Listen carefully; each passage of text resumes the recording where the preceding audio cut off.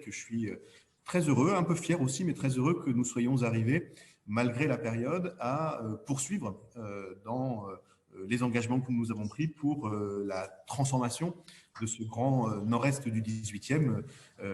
Certains d'entre vous, je l'ai vu, avaient participé aux différentes réunions qui ont eu lieu ces dernières semaines, sur Hébert, sur Ordonnance-Poissonnier, sur la porte de la Chapelle. Et donc, moi, je suis assez fier qu'on arrive à maintenir cette dynamique de transformation, alors que c'est vrai qu'on est concentré aussi, bien sûr, sur des sujets plus, enfin pas plus urgents, mais plus liés à la crise sanitaire qui nous prennent beaucoup de temps. Et je veux vraiment remercier mes équipes d'élus, de collaborateurs et les équipes de la ville, et notamment de l'ADU, d'arriver à continuer à nous projeter dans le futur de Paris et le futur du 18e, et d'arriver à continuer à se concentrer sur l'essentiel en laissant l'anecdotique. Et on est souvent pris par l'anecdote aujourd'hui. D'ailleurs, de plus en plus, le débat politique se concentre sur l'anecdote. Et moi, je suis très heureux que nous puissions nous concentrer sur les sujets centraux qui sont ceux de la transformation urbaine des quartiers qui en ont le plus besoin. Et ce quartier du nord de la Chapelle en a besoin. Je suis très heureux aussi parce que c'est vrai que ce parc, on est nombreux à l'avoir rêvé, imaginé, à s'être beaucoup mobilisé aussi pour faire en sorte que l'aménagement de ce parc aille plus vite que ce qui était prévu. Je rappelle que dans les premières projections qu'on travaillait, notamment avec la SNCF, l'aménagement de Chapelle-Charbon arrivait un peu en dernier, après la gare des Mines-Fillettes, après peut-être même les terrains du Bois. Ça devait être un peu la cerise sur le gâteau de l'aménagement, et grâce à la forte mobilisation, notamment d'Anne Hidalgo, enfin en tout cas de cette décision, on est arrivé à accélérer beaucoup la création de ce grand parc du nord-est parisien. Et donc Chapelle-Charbon n'est plus la cerise sur le gâteau, mais au cœur de cette transformation de l'ensemble du secteur, et j'en suis vraiment très heureux. C'est une évolution qu'on a obtenue, pour laquelle on a travaillé et pour laquelle Anne Hidalgo s'est engagée dans la précédente mandature, et qui continue. Et donc, on a pu inaugurer la première tranche du parc il y a bientôt 1 an. Et je dois dire, pour être un usager à titre personnel de ce parc très régulier, je dois dire que je suis très heureux de voir à quel point il fait d'une part beaucoup de bien aux habitants, et un peu aussi la fierté de ce quartier, parce que c'est un parc qui fonctionne et qui fonctionne bien.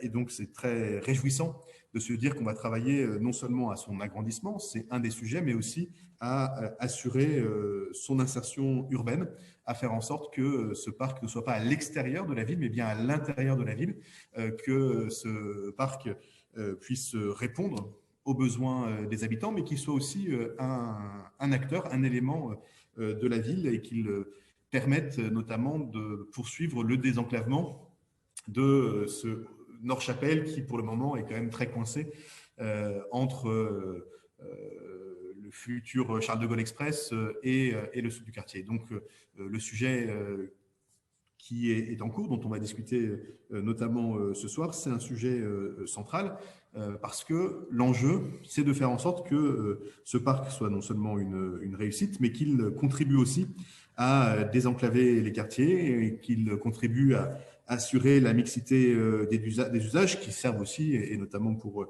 les écoliers du 18e, bien sûr, et que donc il soit complètement dans la ville. Et c'est un enjeu pas facile, parce qu'on sait bien que sur ces territoires dans lesquels il y a beaucoup de murs, il y a beaucoup de lignes de fermeture, le fait d'arriver à ouvrir la ville sur le nord du quartier est un élément central, et pas toujours facile. Et il y a des enjeux importants en matière d'occupation de l'espace public, en matière de logement, bien sûr aussi, en matière d'équipement public, pour faire en sorte que ce parc rentre complètement dans son quartier. Pour le moment, il est pris en charge par le quartier de façon très, très positive, je trouve, mais il faut qu'on s'en assure. Et puis, il y a autour de cet aménagement, comme on le voit sur cette carte-là, beaucoup d'autres projets qui vont contribuer à faire en sorte que l'on désenclave ce nord de Max Dormois et ce sud de la porte de la Chapelle, quoi. Et donc, dans cet espace un peu compliqué, je crois que Chapelle-Charbon est une des clés absolument centrales.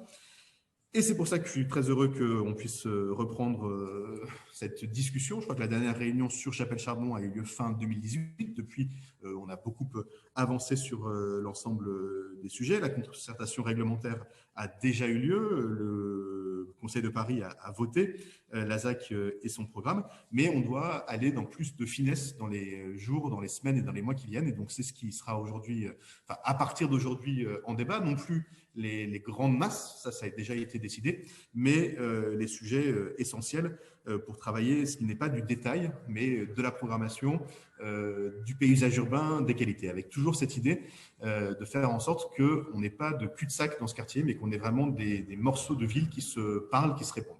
Et je dois dire que je crois qu'on est bien parti pour faire en sorte que ça marche. Donc vraiment, merci beaucoup à toutes et à tous d'être présents. Merci à Paris Métropole Aménagement, acteur évidemment central de ce dossier qui s'est beaucoup mobilisé et qui va continuer à beaucoup travailler sur l'ensemble de la zone. Et puis bien sûr aux équipes de maîtrise d'œuvre, parce que c'est quand même vous au bout du bout qui faites et qui construisez. Et nous derrière, on constate et on voit à quel point ça fonctionne. Donc merci beaucoup à vous toutes et à vous tous de votre présence pour répondre aux questions, mais aussi pour entendre la parole des habitants du 18e. Ils se sont déjà exprimés sur ce projet. On est dans une nouvelle étape. Et moi, je suis vraiment très heureux qu'on puisse engager cette nouvelle étape et que nos projets, et notamment nos projets de transformation urbaine, ne soient pas arrêtés malgré la situation sanitaire. Et pour ça, je veux vraiment aussi saluer non seulement mon équipe, mais l'équipe de la maire de Paris. Je crois que Christophe Nadjowski, je ne sais pas s'il est là aujourd'hui, mais enfin, en tout cas, je sais que la maire de Paris et toute son équipe suivent bien sûr de très près ces projets, parce que sans cette impulsion-là et cet engagement très fort pour le nord-est de Paris, on n'y arriverait pas. Voilà. Donc, merci beaucoup. Je ne sais pas ce que je peux vous dire de plus, si ce n'est très bonne réunion et bien sûr à disposition tout au long des phases qui viennent pour continuer à discuter de tout ça.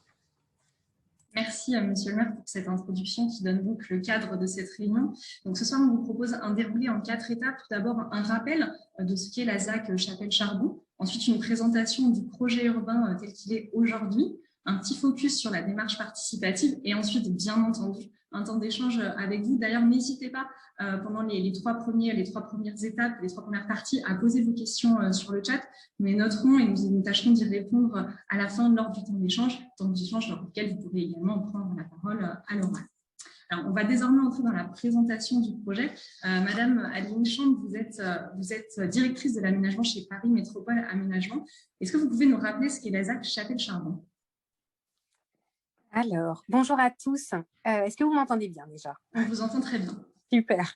Bon, bonjour à tous. Donc, effectivement, je suis Adeline Chambre, donc chez Paris Métropole Aménagement. Donc, nous sommes l'aménageur de ce quartier, un aménageur de la ville de Paris, l'aménageur public de la ville de Paris, qui est donc dirigé par Sylvie Borst, qui est avec nous ce soir. Alors, très rapidement, parce que Monsieur le maire en a parlé, ce projet, il a été lancé en 2016. Il a été lancé en 2016 au Conseil de Paris. Il y a eu toute une période de concertation pendant 2 ans, en 2016 et 2017, à la fois sur le parc d'une part et sur le projet urbain d'autre part, avec de nombreuses réunions publiques quand on pouvait effectivement en faire en vrai. De manière électronique aussi, on a vu un certain nombre d'avis. Et donc, effectivement, c'est ce projet qui a été voté au Conseil de Paris mi-2018 pour en arrêter le programme, les équipements publics, les grands équilibres financiers. Voilà, donc ça, c'était vraiment cette étape-là qui était importante et qui nous a désigné, nous, Paris Métropole Aménagement, comme aménageurs de cet ensemble. Voilà. Sur les acteurs du projet, juste pour que vous l'ayez bien en tête, parce qu'il y a un certain nombre d'acteurs différents sur ce projet, à la fois la ville de Paris qui a aménagé ce parc avec le concepteur, l'agence Laverne, et nous, Paris Métropole Aménagement, qui aménageons donc le reste du quartier avec effectivement l'équipe d'urbanistes qui sera là avec vous ce soir, alors qui ne sont pas les architectes des bâtiments, mais qui sont bien les concepteurs du plan guide, du plan d'ensemble du projet urbain. Voilà, sur les objectifs du projet, je crois que, pareil, Monsieur le maire en a parlé, on a 4 grands objectifs. D'une part, créer ce grand parc du nord-est parisien qui est, on va le voir dans les chiffres, vraiment le sujet principal du quartier. Ensuite, ouvrir tout le quartier de l'Évangile vers le nord. En fait, historiquement, on avait effectivement cette friche ferroviaire qui était Chapelle-Charbon, qui a été transformée en parc.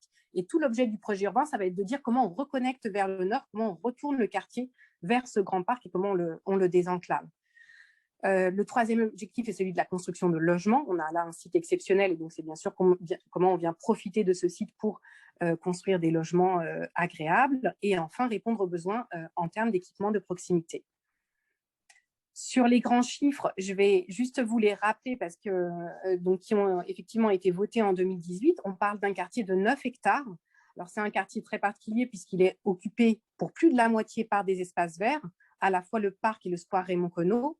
Sur le parc, donc aujourd'hui, il y a 3 hectares qui sont ouverts au public, qui sont livrés. On aura 1,5 hectare supplémentaires qui seront aménagés une fois que le Charles de Gaulle Express sera passé. Puis ensuite, la phase suivante sera liée à la mutation de Cap 18. Donc ça, c'est l'élément principal, l'élément de programme principal de ce quartier. Au niveau des programmes bâtis, l'élément principal, ce sont les logements, puisque nous aurons entre 400 et 450 nouveaux logements familiaux dans ce quartier. Alors, pourquoi cette fourchette? Le chiffre de mètres carrés, il est fixe. On a 28 000 mètres carrés, 28 200 mètres carrés de logements. Après, ça dépendra des typologies. En gros, plus vous avez des grands logements, dans ce cas-là, vous serez plutôt autour de 400. S'il y a plus de petits logements, on sera autour de 450. C'est des choses qu'on est en train d'affiner, mais d'où cette fourchette. Le deuxième élément de programme bâti, c'est les locaux d'activité et les commerces. Il y en a 2500 mètres carrés et c'est là encore un élément très important. C'est tout ce qui va venir à rez-de-chaussée de ces programmes. Et on le sait, la question d'avoir des rez-de-chaussée dans lesquels il se passe, d'avoir une mixité des usages dans les rez-de-chaussée, c'est un sujet important, y compris pour des sujets d'animation de l'espace public, mais aussi de sécurité de l'espace public. Donc ça, pour nous, c'est un élément de programme très important. Et puis, bien sûr, des équipements publics avec donc un groupe scolaire de 12 classes qui va prendre place dans ce programme, un groupe scolaire qu'on va travailler selon toutes les ambitions qu'a la ville sur ces groupes scolaires, c'est-à-dire l'ouverture de la cour le soir, le week-end, la question de la cour oasis. Voilà, donc ça, c'est encore des choses sur lesquelles on doit travailler. Et en termes de voirie et de liaison, on va vous le présenter. Donc ça, c'est l'équipe de paysagistes et d'urbanistes qui va vous le présenter. Il y a la création d'une nouvelle voie est-ouest qui va vraiment désenclaver le quartier, l'ouverture des impasses et dans le programme aujourd'hui, une passerelle qui est prévue entre le parc et le boulevard Ney. On pourra y revenir. Voilà. Et sur effectivement ce qui s'est passé depuis la création de la ZAC dans les étapes depuis 2018, donc il y a eu d'une part les travaux de dépollution et d'aménagement sur le foncier du parc pour permettre ensuite à la ville de Paris de réaliser tous les aménagements d'espaces verts. En 2019, nous avons désigné cette équipe de paysagistes d'urbanistes et qui ont travaillé en 2020 sur ce plan guide qu'on va vous présenter.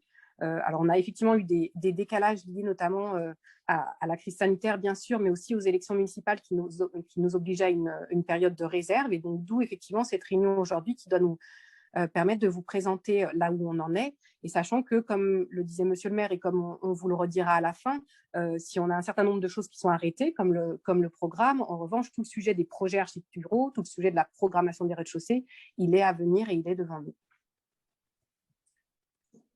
Merci Adeline Chambre pour ce rappel. Je vais maintenant me tourner vers l'équipe de maîtrise d'œuvre qui conçoit justement ce projet urbain pour nous présenter l'avancement des études sur le projet. Et pour commencer, je vais laisser la parole à Franck Poirier. Franck Poirier, vous êtes paysagiste du projet urbain, donc je vous laisse nous présenter les espaces publics et les espaces paysagers de ce futur quartier. Merci Colline. Bonsoir à tous. Alors effectivement, en rive sud du parc, récemment ouvert et aménagé, il s'agit évidemment de créer une nouvelle rue. Mais il s'agit d'une voie en zone de rencontre, limitée à 20 km/h, extrêmement apaisée, donnant la priorité au mode doux, piéton-vélo. Donc c'est une voirie en sens unique qui va relier la rue Moussorski à la rue du Pré, débouchant sur la rue de la Chapelle. Ça fait environ 600 mètres linéaires. On voit qu'il y a un jeu de quelques chicanes. Le fil rouge, on voit qu'il fait un petit peu, qu'il danse légèrement. C'est qu'il y a un jeu de chicanes pour vraiment s'assurer d'un ralentissement maximal des véhicules thermiques, on va dire, moto ou voiture.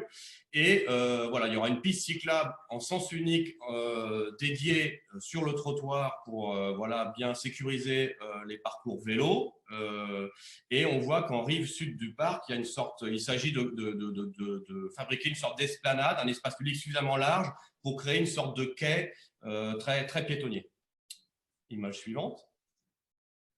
Donc, à chaque extrémité de cette voie nouvelle, dans un souci d'ancrage avec le maillage viaire préexistant du quartier de l'Évangile, on a identifié 2 placettes à aménager. La placette Moussorski qui déjà s'ouvre depuis la rue de l'Évangile sur la première entrée du parc.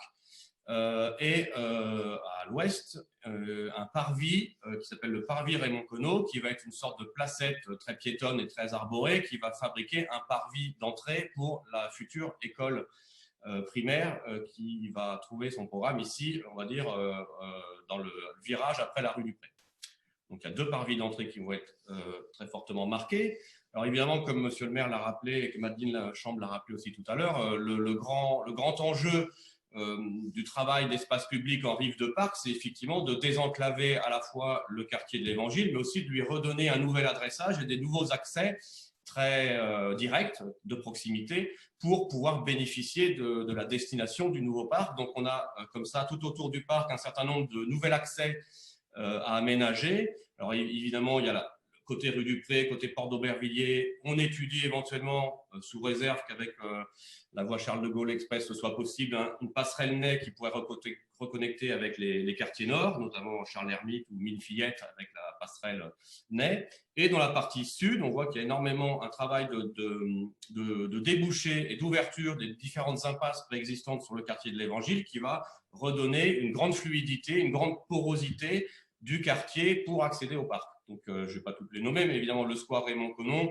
Jean Cottin, Croix-Moreau, en cœur de quartier, vont être très, voilà, c'est l'image d'après d'ailleurs, vont pouvoir redistribuer, on va dire, des accès piétons vers le parc depuis le quartier. Donc, tout l'enjeu, c'est effectivement d'abattre les murs qui bloquent aujourd'hui et qui terminent le long des pignons quasi aveugles en façade nord, et de les ouvrir, de conserver le végétal lorsqu'il est présent ou de l'amplifier et de créer des entrées en vue directe, voilà, qui crée des fenêtres, qui met aussi en co-visibilité le cœur du quartier de l'Évangile vers le parc.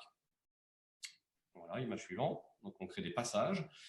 Donc, dans cet espace public au sud du parc, l'idée, c'est évidemment de le connecter au quartier de l'Évangile d'un point de vue végétal, d'un point de vue piétonnier, et d'offrir une grande biodiversité, une grande masse arborée, de faire quasiment une dilatation du parc lui-même, dans l'idée d'un espace public habité en rive de parc, mais autant végétalisé que le parc lui-même. C'est-à-dire que c'est une sorte d'épaississement qu'on opère depuis le parc sur la rive de quartier et les futurs logements qui vont pouvoir fabriquer une nouvelle façade sur le parc. Donc, on est à plus de 200 arbres, on a des volumes de pleine terre qui sont assez conséquents. On mélange les arbres ensemble dans des fosses de plantation communes, c'est-à-dire pour pouvoir bénéficier de volumes de terre très conséquents. On va avoir une gestion de l'eau aussi particulière, plutôt alternative à ciel ouvert, qui va rafraîchir le quartier. Donc, voilà, on est dans une sorte d'effet d'ombrage, de foisonnement végétal qui fait qu'on va être très verdoyant, très ombragé, très frais, très apaisé, et avec du coup on va dire des aménités, comme on dit, en tout cas des équipements, du petit mobilier sur les espaces publics qui vont pouvoir non pas avoir donné lieu à une rue, mais plutôt à un espace piétonnier, une sorte de quai en balcon ou en rive de parc. Voilà. Et donc, une des actions dont on profite pour reconnecter le quartier, mais notamment sur la rue Raymond Queneau jusqu'au parvis de l'école qui est prévu dans la pointe ouest du parc, on a le square qui existe aujourd'hui, le square Raymond Queneau, qui va pouvoir s'amplifier puisque la BAPSA, c'est le commissariat de police qui est sur la rue Raymond Queneau, va être démoli et déplacé. Donc, ça veut dire qu'on peut augmenter, amplifier le square. On va garder le square avec une partie de sa végétation, mais on va pouvoir l'amplifier, il va augmenter de 50%. Il va falloir le reprogrammer, le repenser. En tout cas, ce sera un espace vert plus généreux à travers lequel il va falloir sans doute réfléchir à des équipements, réfléchir à des usages de proximité pour les habitants, pour les riverains. Et c'est tout l'objet encore qui reste à mener en concertation publique, justement, pour coprogrammer ce square agrandi. Et je vais repasser la parole à Adeline, je crois. Oui, non, mais du coup, Franck, tu l'as très bien expliqué. Là, on vous a mis un premier jet de ce projet d'aménagement. Pour nous, clairement, voilà, ce sont des hypothèses et sur lesquelles on doit échanger avec vous pour bien essayer de consolider cette programmation parce que ce sera un futur espace public très important du quartier. Alors, merci à tous les deux pour cette présentation concise et néanmoins complète. Je vous propose qu'on poursuivions sur la présentation des formes urbaines articulées à l'existant. Et pour ça, je vais laisser la parole à Antoine Santiard. Antoine, vous êtes architecte du projet. Bonsoir. Est-ce que vous pouvez nous en dire plus sur ces formes urbaines? Oui, bonsoir. Bonsoir à toutes et à tous. Merci, Colline. Je pense que tu peux rester sur la slide d'avant si ça ne te dérange pas. Oui, bien sûr. Merci. Non, ce qui était important d'expliquer au démarrage de la présentation, c'est on travaille avec un préexistant, un déjà là, et c'est ce qui nous permet aussi de mieux définir ce qu'on va y implanter.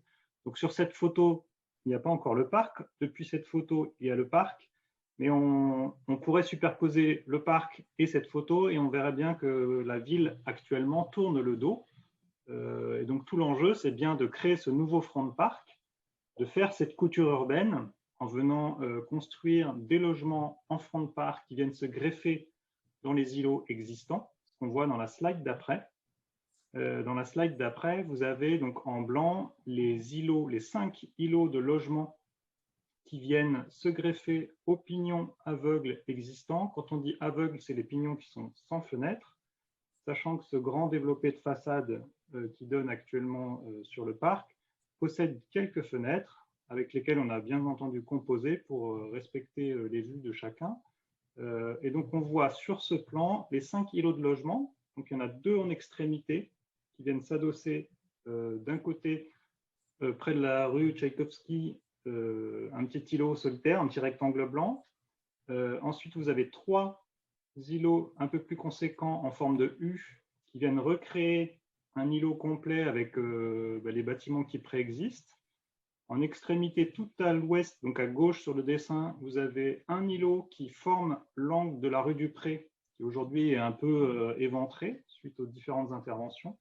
Et puis en forme de L en Prout Park, donc à l'ouest, à gauche de l'image, face au 11 du Pré, vous avez l'équipement public, qui est un groupe scolaire de 12 classes qui va bénéficier d'une position un peu privilégiée en balcon sur le parc, avec une volumétrie très basse, comme on va vous le présenter dans les slides suivantes. Ici, vous avez une volumétrie assez simple, puisque ça a été dit par PMA, et je le rappelle, nous, on définit des volumétries, des volumes capables, si vous voulez, et puis après, il y aura tout un travail qui sera fait avec les architectes de chacun des lots, sachant qu'il se peut qu'il y ait plusieurs architectes par immeuble, le but étant de créer un front de parc qui soit cohérent, un peu comme l'est le quartier existant, c'est-à-dire qu'il y a une certaine diversité et aussi une certaine générosité, puisque les volumétries sont assez cohérentes, mais mine de rien, il y a toujours un balcon, un beau window, voilà. Et cette sorte de vibration qui s'installe sur les façades de l'existant, on aimerait les prolonger et retourner pour travailler, encore une fois, en écho et en dialogue avec ce qui existe, pour ne pas surrajouter non plus de langage ou de parachuter des éléments qui seraient un petit peu étrangers à ce site. Vous voyez le nouveau front de parc avec les volumétries en beige clair, qui sont encore une fois des grands principes volumétriques qui viennent se raccorder aux pignons existants et qui préservent les vues qui peuvent exister au nord, donc des logements qui sont en place. Et puis vous avez en beige un peu jaune en extrémité de parc, volumétrie plus basse qui, elle, intègre l'équipement. Sur ces documents, vous avez en haut à gauche une coupe de principes qui montre la manière dont les volumétries viennent se raccorder sur les pignons en place. À gauche de la coupe, vous avez le volume existant. À droite, vous avez les volumes créés. Et tout à droite, vous avez le principe du parc avec la voie que Franck a décrite, donc le sorte d'extension du parc qui forme le quai avec la nouvelle voie. Vous voyez aussi entre le bâtiment existant en blanc et le bâtiment à créer en gris, un cœur d'îlot qui va être largement planté avec un rez-de-chaussée qui est volontairement haut, avec 4,30 m sous plafond et qui permet de garder une grande transparence. Et encore une fois, l'idée, c'est de tirer le parc jusqu'au cœur des cœurs d'îlot. Et vous avez donc une distance séparative entre les bâtiments existants et les bâtiments à créer qui est de l'ordre de 15 mètres un minimum. Donc c'est un gabarit assez classique d'un cœur d'îlot ou d'une voie parisienne. Si on prend rue Raymond Queneau, par exemple, juste à côté, elle fait 15 mètres de large, et puis on a des gabarits qui montent plus haut à certains endroits, plus bas à d'autres. Ce qui est important aussi, c'est de voir qu'en fond de cette cour, vous avez un volume en gris clair qui montre qu'on s'aligne en altimétrie, on se raccorde avec les altimétries des bâtiments existants, donc on est volontairement dans la continuité, comme ce que je vous expliquais. Et puis en latéral à droite, vous avez quelques visuels des ambiances de cœur d'îlot très végétalisées qu'on souhaite installer et dont à la fois les personnes qui habitent déjà sur place et les nouveaux résidents vont pouvoir bénéficier, le but étant de bien mutualiser ce cœur d'îlot pour les deux types de résidents, les existants et les futurs.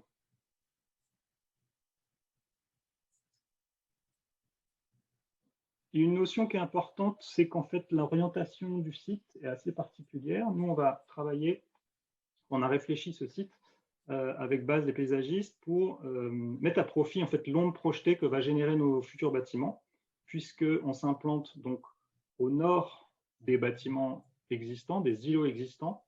On ne va donc créer de l'ombre que sur le parc, on ne va jamais créer de l'ombre sur les bâtiments existants. Et donc, ça veut dire qu'on va séquencer cette nouvelle voie, ce quai, donc cette prolongation du parc, avec des grandes zones d'ombre en été qui seront très vertueuses et recherchées. Et donc, c'est dans l'emprise de ces ondes projetées que viennent s'installer le foisonnement et l'effet d'ombrage assez qualitatif que Franck a décrit tout à l'heure.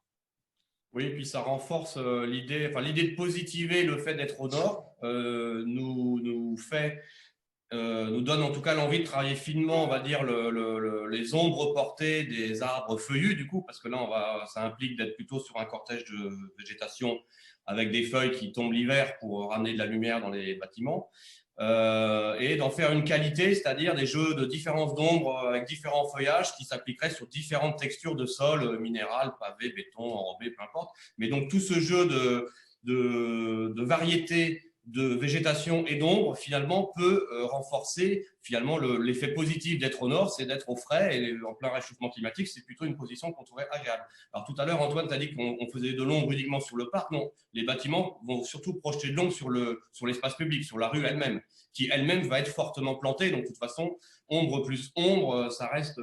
On va pas subir l'ombre des bâtiments brutalement, on va dire de manière stricte, mais parce qu'on va plutôt la diffuser avec l'ombre de la végétation qui va plutôt se projeter au sol. Mais par contre, on ne va pas faire d'ombre sur le parc. Merci à tous les deux. Alors du coup, au cœur de ces nouvelles formes bâties, de nouveaux équipements et services, est-ce que vous pouvez nous les présenter, Antoine, peut-être à commencer par le groupe scolaire? Donc le nouveau groupe scolaire, c'est le bâtiment L qu'on voyait sur le grand plan général. Il est en extrémité du parc. C'est une situation assez privilégiée qui est intéressante puisque ça fait une sorte de front horizontal depuis le parc. Et c'est aussi une situation assez vertueuse et qualitative pour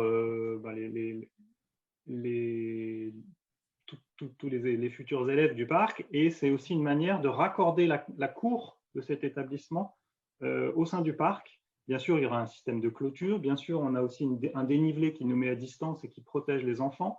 Mais il y a quand même visuellement toute une ouverture sur toute la profondeur de ce parc qui, comme le disait Franck, une fois les aménagements terminés, y compris la phase 3, fera quasiment 600 mètres de long, ce qui est quand même un élément assez conséquent dans le paysage.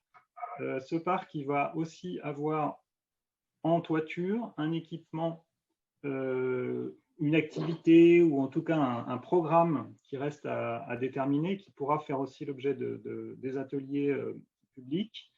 Et puis, il bénéficie d'une cour qui utilise le principe des cours oasis qui sont développés un peu dans les différents établissements scolaires de la ville de Paris. Et le but étant de pouvoir en faire des îlots de fraîcheur et des îlots refuges aussi en cas de forte chaleur. Donc ça va faire une sorte de complémentarité avec le parc qui lui-même a déjà ses grandes qualités, puisque on a globalement à l'endroit où il y a la jonction, c'est là où il y a tous les bassins versants de récupération des eaux.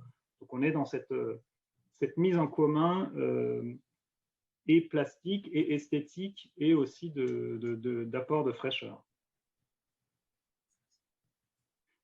Là, c'est un petit zoom sur les éléments de rez-de-chaussée qu'on a évoqué tout à l'heure quand j'étais sur la coupe. Le but étant d'avoir des grandes hauteurs sous plafond. Ça nous apporte à la fois une transparence pour, quand on est sur le quai, avoir une visibilité à travers et puis pouvoir discerner le cœur d'îlot végétal.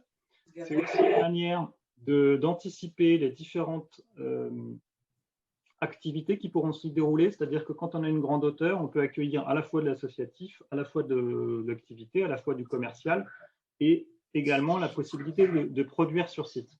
Le but étant d'avoir des espaces très modulables, très capables, avec différentes granulométries de surface pour pouvoir accueillir à la fois un petit artisan, peut-être une surface commerciale un peu plus importante, et aussi en complémentarité avec les modes de déplacement doux, puisqu'on va avoir dès le rez-de-chaussée, sur le fil du parcours, des résidents, les locaux, vélos, trottinettes, voilà, tout ce qu'on appelle les nouvelles mobilités. L'importance du traitement à rez-de-chaussée, donc ça va faire partie aussi de ce qui pourrait être discuté de manière publique, c'est quelle activité on accueille, quelle granulométrie justement, donc quelle jauge, quelle dimension, quel commerce, le but étant de travailler en complémentarité de ce qui existe. On voit qu'il y a des zones qui fonctionnent un peu mieux, notamment près de la place Marc-Orlan, là, et il y a des zones qui ont l'air d'être un peu plus compliquées à faire fonctionner. Donc ça fait partie de la démarche qui va être développée à partir de maintenant pour affiner justement la complémentarité avec les commerces existants, le tissu associatif existant, pour adapter ces nouveaux espaces aux besoins. Merci Antoine pour cette présentation. Donc, pour finir sur ce volet de présentation, le projet Chapelle Charbon a des ambitions assez fortes environnementalement parlant. Catherine Sanlier, vous êtes la responsable de ce projet. Pouvez-vous nous en dire quelques mots, notamment sur la stratégie bas carbone? Oui, bonsoir à tous. Merci d'être connectés. Merci beaucoup à l'équipe de cette présentation des intentions et des qualités du projet urbain, du projet paysager et architectural. On voit bien effectivement l'attention qui est portée au jeu des ondes, des lumières.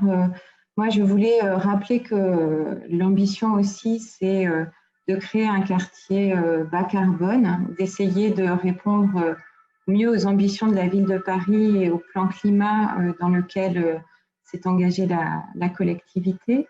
Et donc, on a réfléchi avec l'équipe et avec l'assistance de Franck Boutet, consultant, qui est notre AMO quartier bas carbone, à la façon de réduire au maximum les impacts et l'empreinte de ce quartier, en assurant la meilleure qualité d'usage et d'habitabilité. Les trois piliers aujourd'hui sur lesquels on travaille et sur lesquels on va effectivement tout au long du projet pousser la réflexion, c'est la mobilité. Je pense que Baz vous a bien expliqué comment la voie apaisée venait faire la liaison entre l'existant, pouvait être le support de nouvelles mobilités. Un point qui est important, c'est aussi la mutualisation des parkings existants. C'est vraiment un des axes qui sera poussé sur ce projet aussi pour limiter les nuisances et les circulations de véhicules. Le deuxième point important, c'est la gestion des déchets. Ça, c'est un travail de proximité à faire en phase de chantier et puis après en phase quotidienne. Et sur le troisième volet, qui est un axe très important, qui est donc la construction de ces nouveaux programmes, mais aussi le travail de liaison avec et de rénovation des bâtis existants, on a un axe très fort autour des matériaux de construction et autour de la mobilisation du bois et des matériaux biosourcés. Donc, ce travail-là guide toute la conception du projet et la conception que l'équipe porte et partage avec nous. Je pense qu'on aura l'occasion de rentrer sur ces différents sujets. Aussi à travers des échanges réguliers avec les usagers, parce que dans la chaîne de responsabilité, il y aura beaucoup à partager avec les utilisateurs. Je vais vous présenter donc les prochaines étapes, puisqu'on parle effectivement de partager ce projet. Voilà, aujourd'hui, on relance effectivement un dispositif de dialogue autour du projet urbain avec donc cette réunion d'information et ensuite tout travail à mener avec les habitants. Je vais vous présenter un peu plus loin. L'objectif, c'est qu'en 2022, on puisse se retrouver sur les projets architecturaux des programmes, sur aussi les projets du paysage Raymond Queneau, Voies Nouvelles, et donc pouvoir à la fois lancer les travaux de VRD, les travaux un peu lourds d'aménagement, mais aussi travailler en atelier participatif avec les personnes qui seront intéressées. Mais comme il y a beaucoup de participants ce soir, j'espère qu'on pourra continuer comme ça, mais non plus en visio, en présentiel.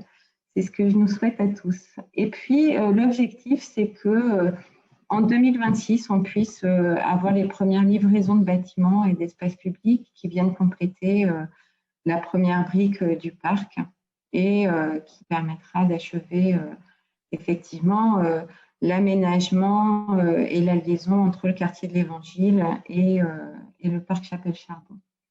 Donc, c'est pour ça que se met en place toute une démarche participative.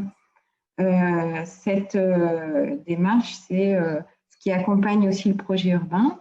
Il y a la démarche de bilan carbone, mais il y a surtout le dialogue avec les habitants actuels et donc un dispositif qu'on essaye de construire malgré les difficultés actuelles. Un dispositif d'information et d'échange, donc des rencontres qu'on va essayer de tenir malgré tout, des documents d'information qui sont partagés sur le site de Paris Métropole Aménagement, et puis un questionnaire qui a été mis en ligne et sur lequel je vous invite à participer, puisqu'il nous donnera aussi des informations précieuses. Et ce travail en atelier qu'on souhaiterait effectivement construire avec vous un peu sur la durée pour travailler sur la programmation, le square Raymond Queneau, comme on l'a présenté, qui viendra amplifier le parc, les rez-de-chaussée sur lesquels il y a effectivement toute une programmation assez fine à déterminer ensemble. Et puis demain, quand on sera dans les projets des bâtiments, pouvoir échanger aussi sur la qualité des propositions architecturales qui seront faites par les différentes équipes. Voilà, c'est donc par une invitation que se termine cette présentation. Merci, merci à vous tous pour ces présentations. Donc, vous avez resté dans le timing imparti, donc on vous en remercie pour laisser maintenant la place aux échanges. Vous avez déjà commencé à poser un certain nombre de questions sur le chat, donc nous allons les prendre. On va également vous laisser la possibilité de prendre la parole à l'oral, juste pour permettre à tout le monde de pouvoir s'exprimer. Voilà, ce qu'on vous demande, c'est de ne prendre la parole qu'une seule fois. Bien évidemment, vous pourrez continuer à vous poser vos questions sur le chat, bien évidemment, mais on pourra comme ça continuer à répondre à l'ensemble des questions. On avait un certain nombre de questions que je vais adresser à Antoine de Sepas sur la présentation sur les formes urbaines notamment. Donc, il y avait une première question sur la distance entre les anciens îlots et les nouveaux, mais je crois que vous y avez répondu. Vous avez dit que c'était une distance d'environ 15 mètres. Pour autant, un certain nombre de questions se posent notamment sur les hauteurs à la fois des îlots existants, mais également les hauteurs de nouveaux bâtiments. Est-ce que vous pourriez nous repréciser ça, Antoine ? Bien sûr. Est-ce qu'on pourrait se remettre sur la coupe peut-être ou sur l'axonométrie? Tout à fait. Alors, je vous remets ça de ce pas. Ok. Les bâtiments existants, ils ont du R+4 ou R+6. Donc, à chaque fois qu'on vient se greffer au pignon existant, on s'aligne à l'altitude existante. Cette altitude existante, on la poursuit. Si tu peux aller sur la coupe. Voilà. On la poursuit, on le voit en gris clair, en fond. On la poursuit sur 15 mètres de large pour avoir une altimétrie en cohérence et pour que dans les impasses actuelles que Franck nous a expliqué que nous allions réouvrir, donc ces impasses vont devenir des passages. On va avoir donc une volumétrie comme ça qui s'étire et qui nous emmène jusqu'au parc.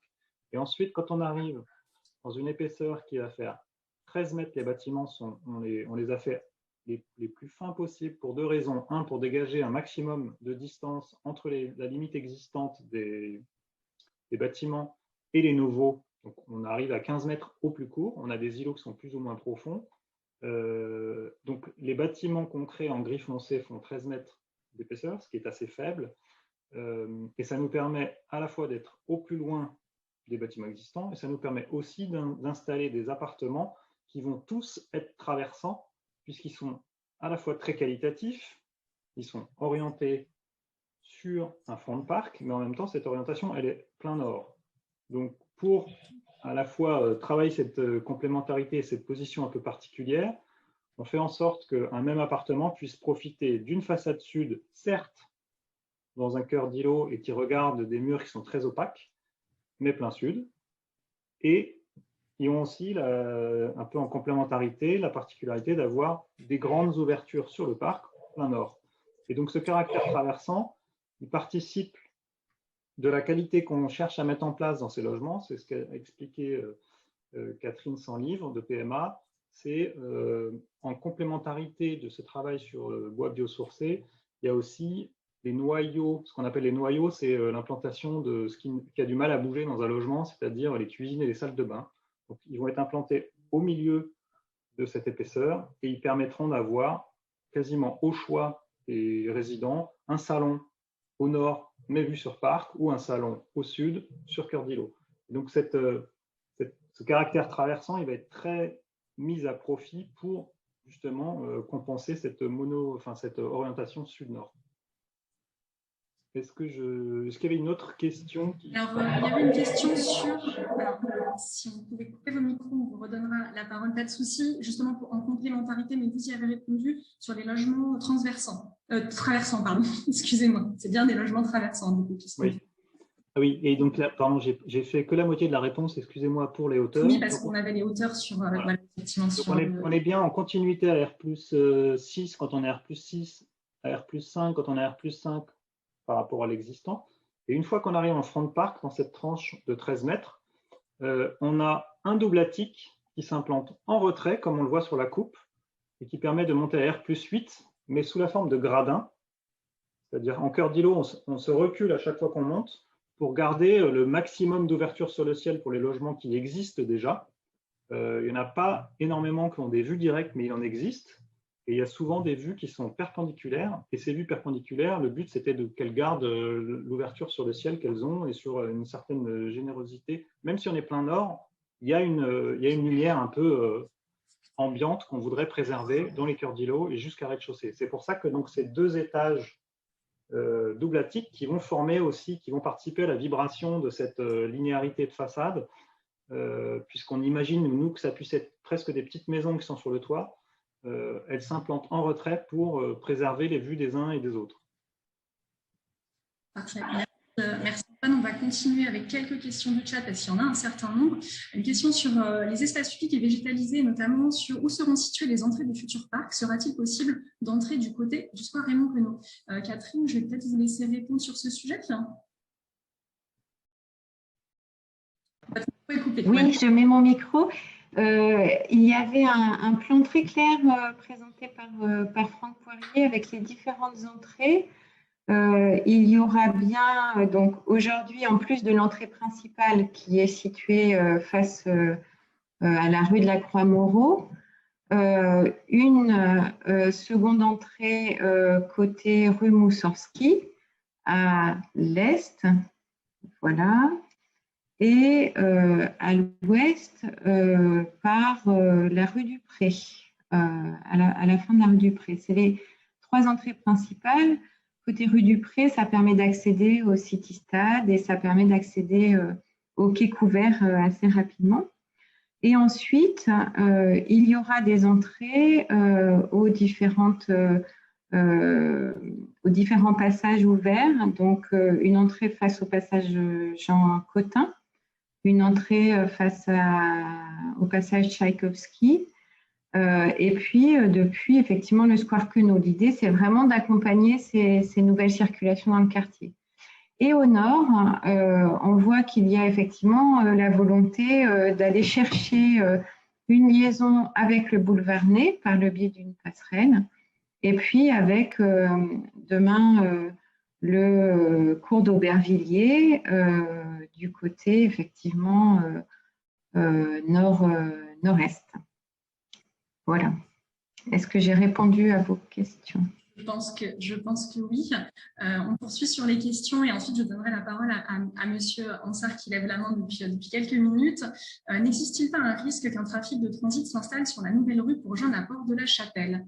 Adeline, est-ce que vous auriez des éléments peut-être à nous apporter sur cette réponse? Ou Franck?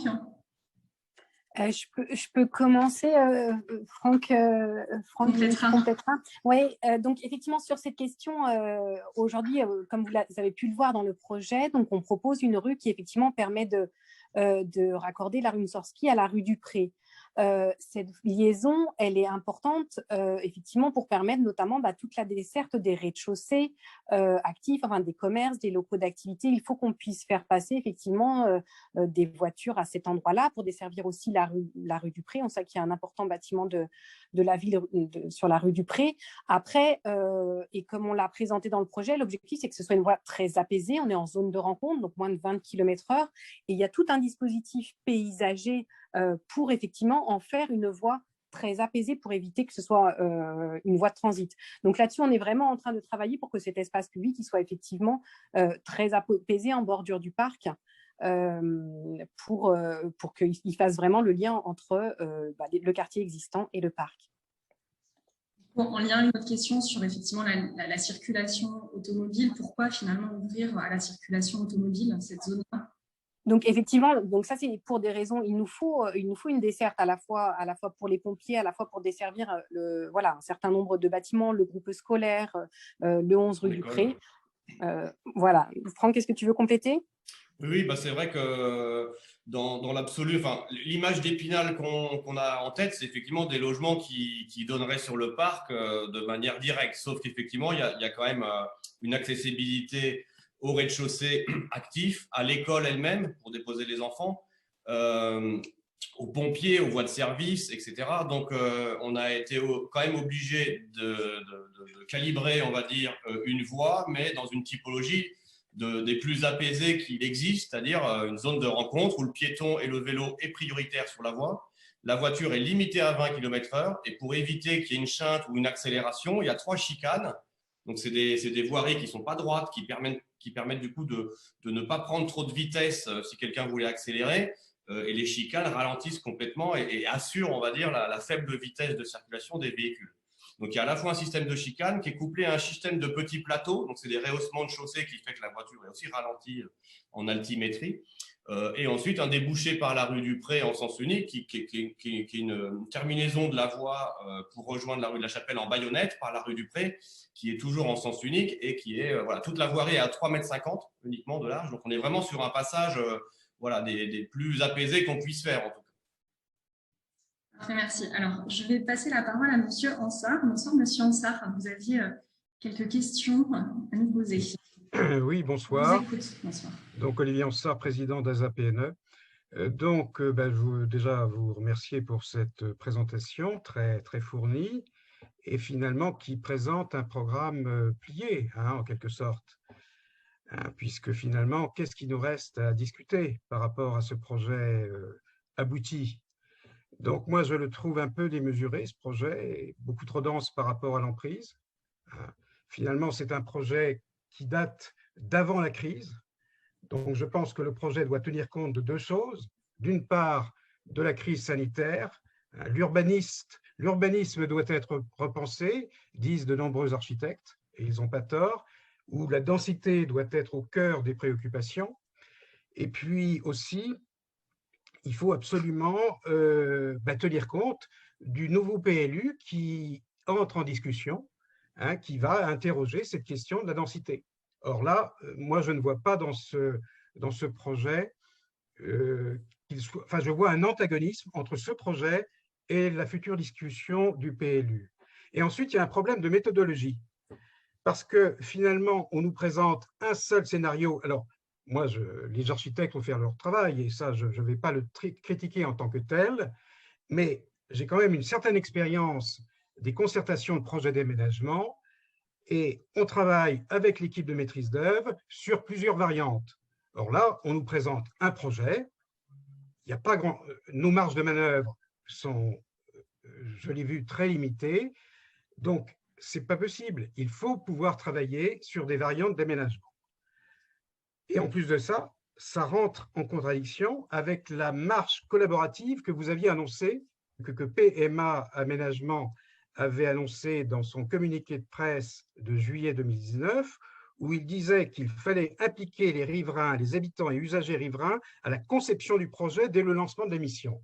Alors, la mission a été lancée mi-2019, nous sommes au printemps 2021 et nous n'avons eu aucun contact avec la mission de maîtrise d'œuvre. Alors, quand même, il ne faut pas exagérer. Donc, nous demandons à ce que ce projet soit revu parce qu'on ne peut pas écarter ce travail de participation des habitants, des acteurs locaux, qui a été complètement écarté. Je vous rappelle qu'il n'y a eu qu'une seule réunion sur le volet urbain. Autant, et je voudrais le dire à monsieur le maire, parce que ma question est d'ordre politique aussi, enfin, au sens noble du terme. Ce que je veux dire, c'est qu'il n'y a eu qu'une seule réunion sur le volet urbain fin 2018, alors qu'il y a eu une concertation exemplaire sur la question du jardin, hein, même si on a eu des hauts et des bas, mais sur ce plan-là, ça s'est bien passé. Donc, on demande la même qualité de concertation.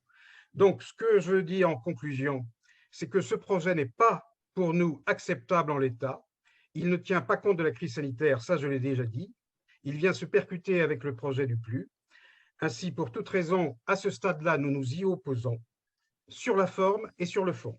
Donc, ce que l'on demande, c'est qu'il soit réorienté en y associant les acteurs locaux sur la base d'un travail en commun, en travaillant, alors en espérant qu'on pourra se travailler en présentiel sur une maquette d'études permettant de travailler sur plusieurs variantes et aussi en s'interrogeant sur la question de la densité. Je vous remercie. Merci, Monsieur Ansart. Vous avez vous-même fait votre propre synthèse, donc il nous sera aisé de rebondir dessus. En tout cas, merci pour la qualité et la préparation de cette intervention. Peut-être, Monsieur le maire, il y avait quelque chose il y avait une intervention qui s'adressait directement à vous-même. Est-ce que vous souhaitez répondre justement sur cette question de qualité de la concertation et que reste-t-il à discuter autour de ce projet urbain? Moi, j'ai envie de réagir sur beaucoup de choses, notamment de ce qui a été dit dans le chat, mais je pourrais le faire à la fin, mais je peux tout à fait prendre la parole maintenant. Allez-y, monsieur le maire. On ne va pas être surpris qu'Olivier Ansoir et moi ne partageons pas exactement la même vision du projet urbain. C'est d'ailleurs pour ça qu'on était candidats sur des listes différentes aux dernières élections municipales.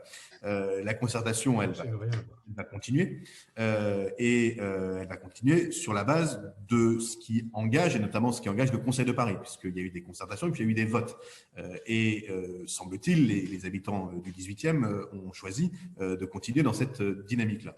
Après, moi, je trouve que la présentation qui a été faite du projet montre que justement, on est exactement dans un projet qui est extrêmement ambitieux et extrêmement ambitieux, notamment sur le plan urbain et sur le plan écologique. Je pense que si on veut imaginer la ville de demain, ce n'est pas une ville où on fait rien, c'est une ville où on fait différemment. Et je pense que ce projet est typiquement ce qu'on fait différemment. Moi, j'y vois des très grandes qualités, j'y vois une attention très importante au confort, j'y vois la capacité de répondre à beaucoup de problématiques du quartier.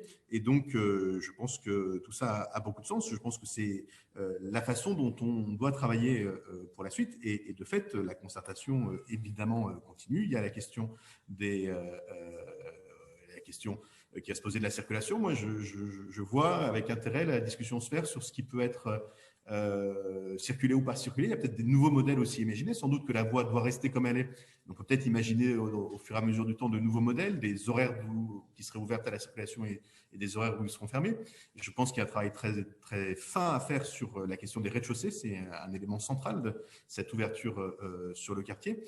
Bref, il y a encore beaucoup de sujets à évoquer. On va pouvoir faire ça dans le temps qui avance. Mais il y a aussi des choses qui nous engagent, notamment le vote du Conseil de Paris, qui a été très clair, très public et qui a fait suite à de très nombreuses réunions sur tous ces sujets.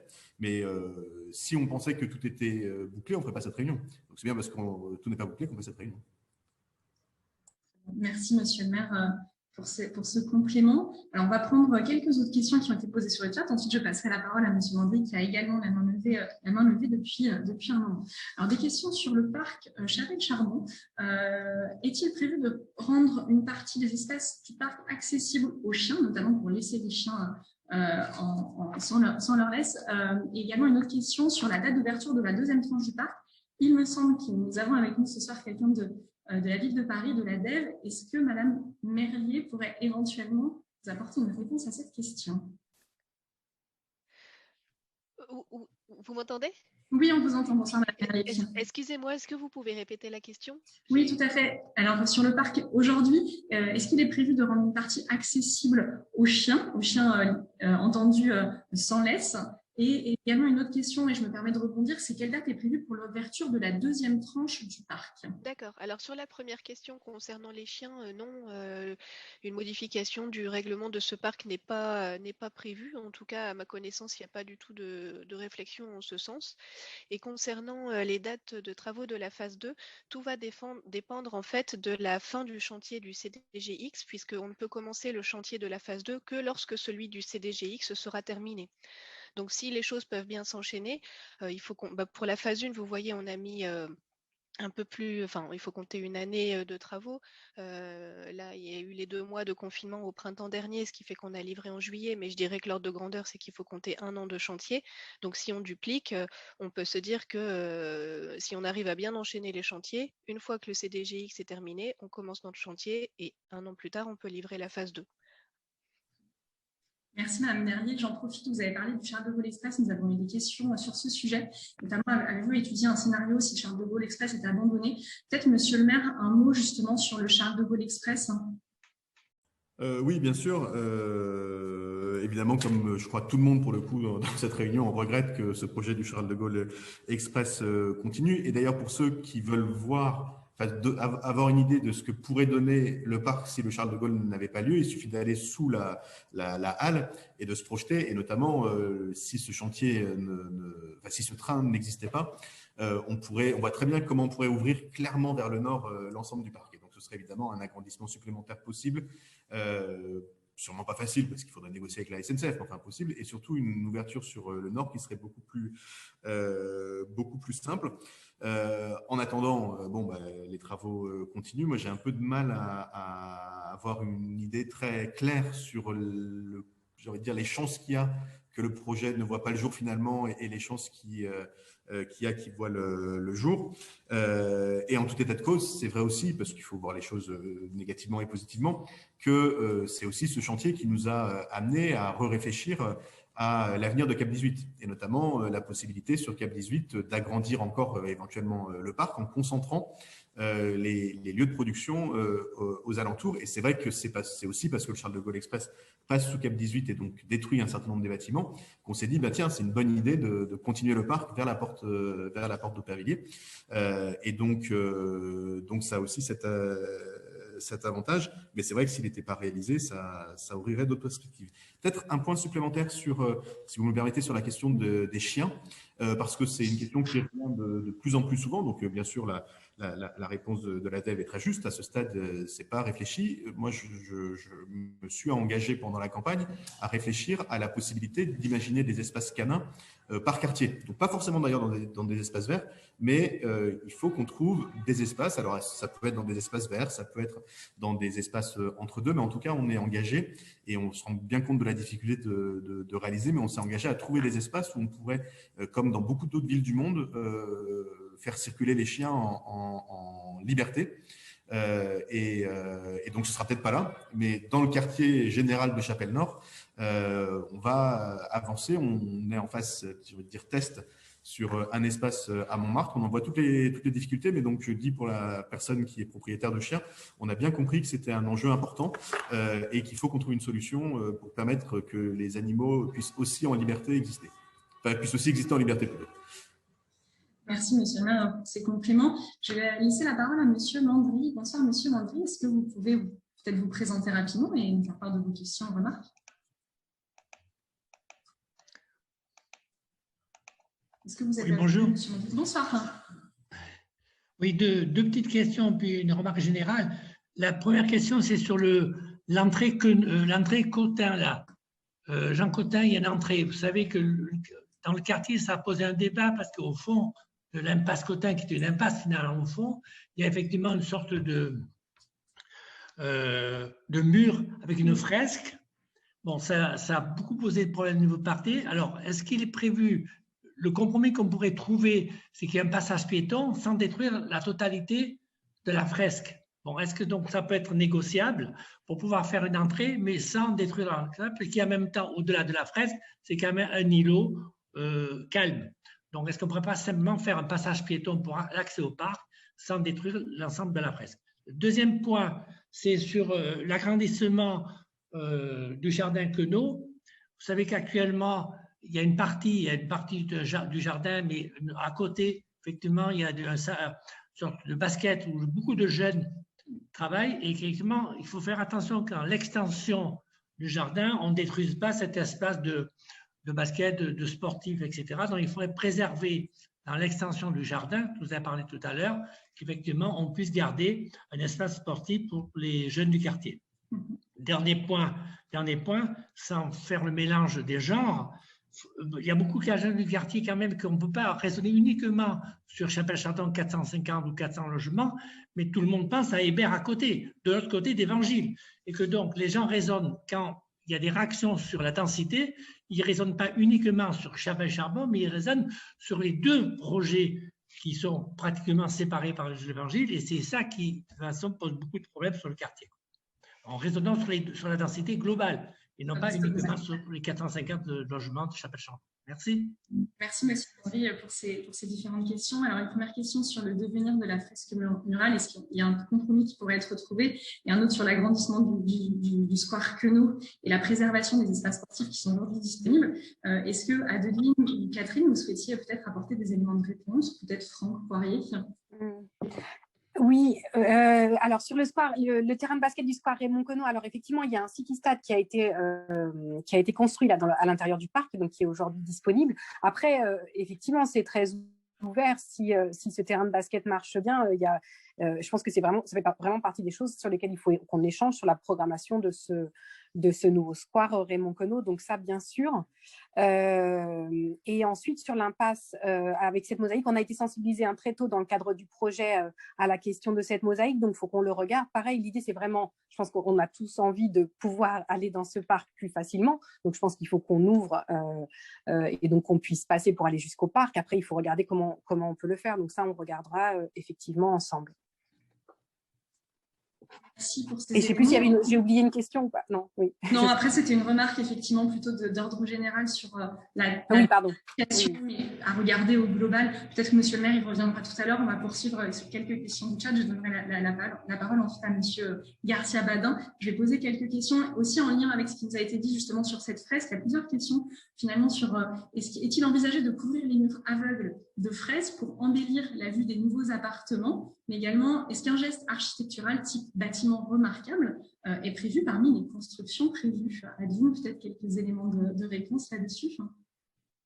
Oui, alors effectivement, comme on le disait, les architectes, aujourd'hui, on n'a pas encore lancé avec les bailleurs, notamment les consultations d'architectes et auxquelles, effectivement, on sera associé, on associera les élus et puis les habitants. Donc, la question du geste architectural, on ne l'a pas encore abordé. On était sur quelque chose aujourd'hui de plutôt assez calme et assez, voilà, je pourrais laisser soit Monsieur le maire, soit l'urbaniste aussi compléter, mais c'est vrai qu'on n'était pas nécessairement sur un geste architectural. Est-ce qu'à certains endroits, ça peut être intéressant, ponctuellement, à un endroit, sur le groupe scolaire, voilà. Mais c'est vrai que ça fait partie des sujets sur lesquels il faudra qu'on échange. On n'a pas du tout tranché encore ces sujets-là.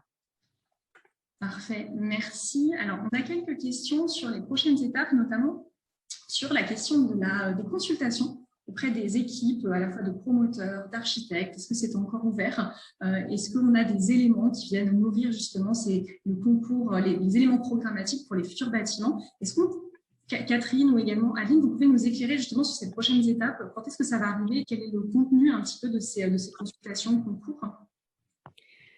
Oui, et peut-être d'abord parce que j'ai vu que c'était lié notamment à la question de la programmation logement que je n'ai pas détaillée au départ.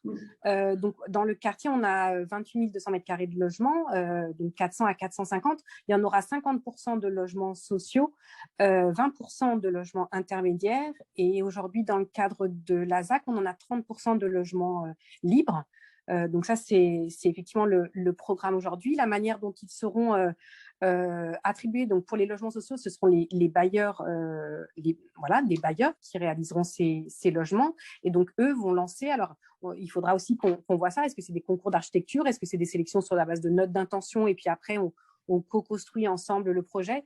Ça, voilà, c'est pas encore acté. En tout cas, l'idée, c'est qu'effectivement, le choix des architectes puisse être lancé d'ici l'automne, pour ensuite que ces projets soient élaborés fin 2021 et 2022. Donc ça, c'est sur les prochaines étapes. Pour nous, ça va être la question du choix des architectes, sachant que, comme le disait Antoine, on est sur des ensembles où il pourra y avoir 1 ou 2 architectes par lot. Voilà, on doit aussi regarder cela. Justement, Antoine, une question qui nous dit: ne pourrait-on pas casser la dimension très linéaire des barres d'immeubles du projet qui renforce un quartier qui souffre déjà de cette dimension? Est-ce que vous pouvez nous dire ce qu'il en est? Parce que finalement, vous nous avez dit tout à l'heure, ce ne sont pas les bâtiments finaux, ce ne sont que des représentations. Est-ce que vous pouvez nous en dire plus? Oui. Donc, ce qui était important et qu'on voit assez peu à l'échelle de l'axonométrie, qui est assez lointaine, c'est que ce que j'ai un peu expliqué est important. On va utiliser en fait ce que nous on trouve comme de grandes qualités sur les bâtiments existants, c'est-à-dire ce qu'on résume sous le nom de la vibration. C'est-à-dire qu'il y a quand même tout un travail de développer avec une angulation, de beaux windows, de balcons qui permettent de donner une vie à ces façades et d'éviter un caractère très plat qui pourrait être le cas par exemple de la grande barre de la Sablière.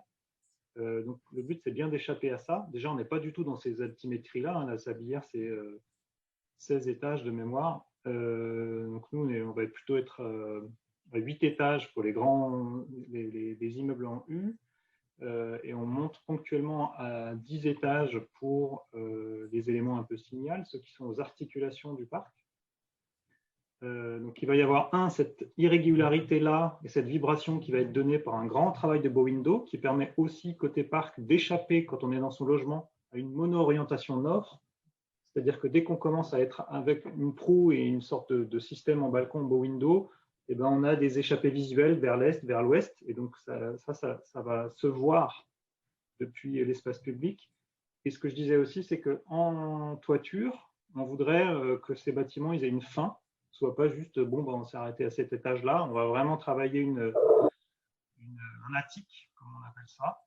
Et cet attique, il va aussi permettre de créer cette diversité qui est attendue et recherchée pour éviter ce front continu qui pourrait être qui est évoqué dans les questions.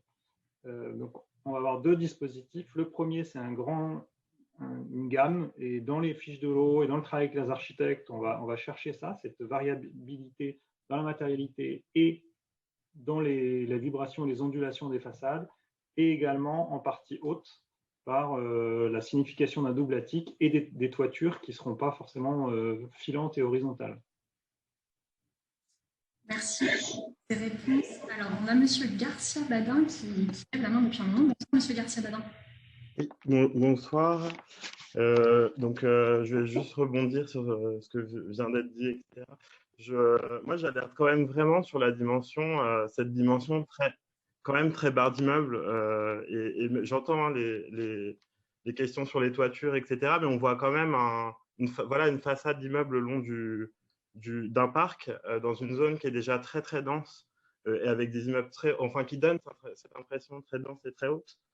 Et avoir un R, donc si j'ai bien compris, il y aurait même des endroits en R+X, donc c'est 10 étages au-dessus du rez-de-chaussée, ça me paraît un petit peu à contre-courant de peut-être l'urbanisme, peut-être qu'on devrait penser aujourd'hui plus apaisé et moins penser en bloc.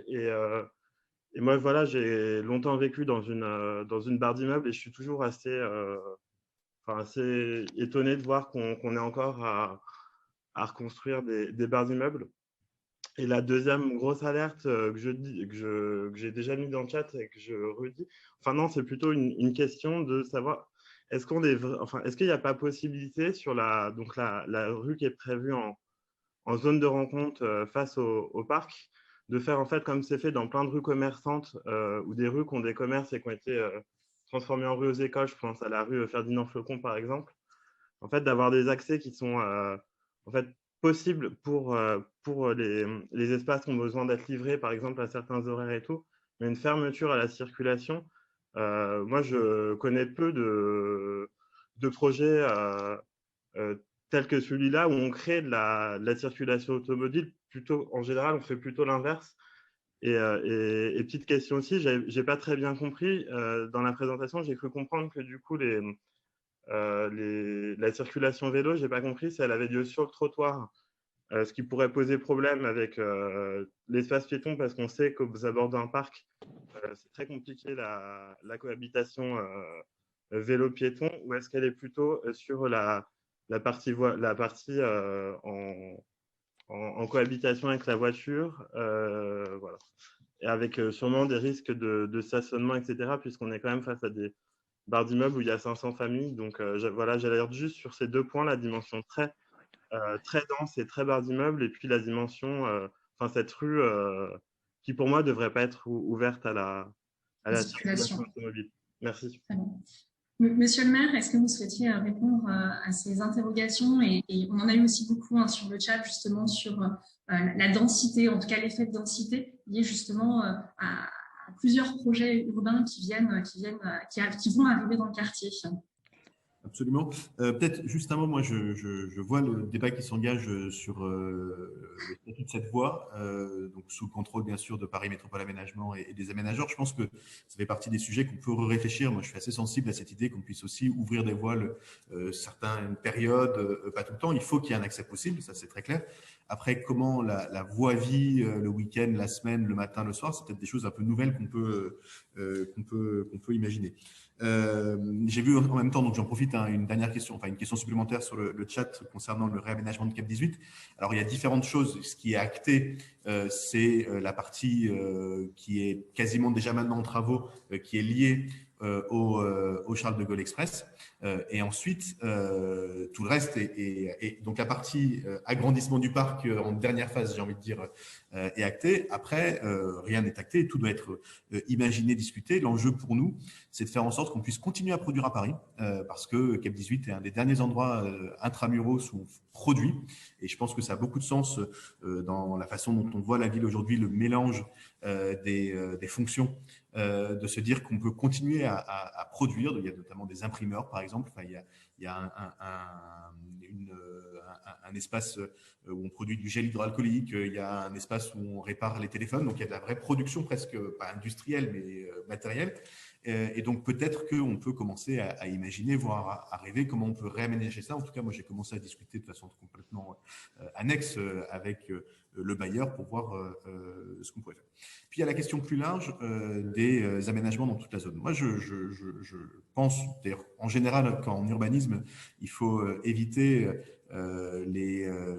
d'appliquer toujours les mêmes logiques aux mêmes endroits. La réalité de ce secteur de la Chapelle, c'est qu'on réouvre énormément d'espace. On ne construit pas sur quelque chose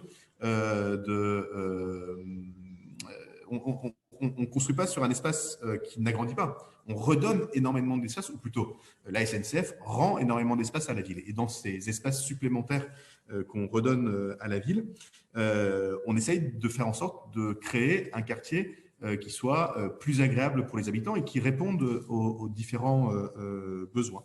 Des besoins d'activité économique. Moi qui ai longtemps été un habitant du nord de la Chapelle, je sais qu'un des sujets majeurs dont on parle, c'est le commerce. Si vous voulez qu'il y ait du commerce, il faut qu'il y ait des clients. Et si on veut redynamiser ce quartier, il faut faire en sorte qu'on puisse y être et y compris y commercer.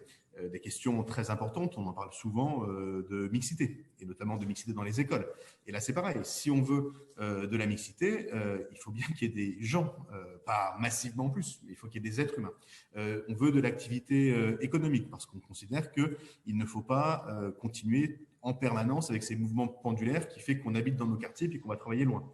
Là encore, il faut bien commencer quelque part. Et donc, la réflexion doit être un peu moins mécanique sur les questions notamment de densité et le plus souvent possible adapté à la réalité. C'est pas pareil de rajouter 3 étages à un immeuble que d'ouvrir 4 hectares et sur ces 4 hectares de faire 3,5 hectares d'espace vert et un demi-hectare de construction. Et moi, je suis assez convaincu que la direction dans laquelle on va, notamment sur ces questions de densité, et évidemment dans ce quartier, est très en avance. Je pense même que beaucoup de nos projets sont en avance sur le futur PLU bioclimatique. Et évidemment, quand on parle de Chapelle-Charbon, on voit bien là pour le coup la partie bâtie par rapport à la partie non bâtie est évidemment sans commune mesure. Et d'ailleurs, le fait est que dans ce quartier-là, on débitume beaucoup plus qu'on ne bitume. Aujourd'hui, 100% des espaces qui sont couverts sont du bitume. Et d'ailleurs, on a même détruit dans le projet, puisqu'il y avait des hangars à la place du parc. Donc, on a pris du bitume qu'on a enlevé pour faire un parc à la place. Et donc, c'est exactement tout ça qui doit nous permettre de faire un quartier qui est équilibré et qui s'équilibre. Et encore une fois, moi, plus ça va dans le temps et plus je m'intéresse à ces questions d'urbanisme, plus je pense qu'il faut rentrer dans une réflexion projet par projet et espace par espace et beaucoup moins mécanique que ce qu'on peut imaginer. Dernière question, puisque Adeline Chambre l'a dit, sur la programmation des logements, parce que c'est revenu aussi régulièrement sur le chat. Donc, je redis, mais je l'ai dit à toutes les réunions, mais je le redis, y compris je le dis à cette réunion, puisque je vois sur les participants qu'il y a beaucoup d'habitants qui participent à cette réunion qui sont des habitants du logement social. Le logement social n'est pas un habitat réservé à des gens qui posent des problèmes. Le logement social, c'est l'habitat qui permet à tout le monde de continuer à habiter à Paris. Et donc, toujours le même exemple, mais parce qu'il est juste. Aujourd'hui, si vous avez un couple sans patrimoine familial avec un infirmier et une policière, et si vous ne faites pas du logement social, eh bien, ils ne peuvent pas habiter à Paris. Et donc, je suggère qu'on ne lie pas logement social et problème. Par contre, il faut lier logement social et mixité, et notamment mixité dans le logement social. Parce que vous le savez, dans le logement social, il y a différentes catégories de logements qui existent pour différents types de familles. Et c'est ce que disait, je crois que c'était Adeline Chambre qui le disait, notamment, il faut qu'on joue sur la surface. Combien de familles, combien de petits logements, combien de grands logements. C'est pas pareil de faire venir une famille avec 3 enfants qu'un studio. Et donc, c'est dans cette finesse-là qu'on veut rentrer. On appelle ça poliment le peuplement. Et dans cette logique de peuplement, le logement social est un acteur central parce que la réalité d'aujourd'hui, c'est que le marché privé ne permet pas aux familles de la classe moyenne de rester habitées à Paris. Et donc, il faut qu'on trouve cet équilibre-là. Il y a des proportions. Logement social, logement intermédiaire, logement libre. Je pense que c'est important aussi qu'on fasse du logement libre dans ces quartiers. Et au sein du logement social, il faut faire en sorte de trouver les bons équilibres, mais surtout, évitons de lier logement social à logement problématique, au contraire. Et d'ailleurs, un des sujets du 18e, un des paradoxes du 18e, c'est qu'on a quasiment la moitié du 18e qui est en quartier dit en politique de la ville, donc avec une présence importante de familles de milieux populaires, voire très populaires, et on est à peine à 25% de logements sociaux. Et ça fait qu'on a moins d'amortisseurs sociaux que d'autres quartiers de Paris.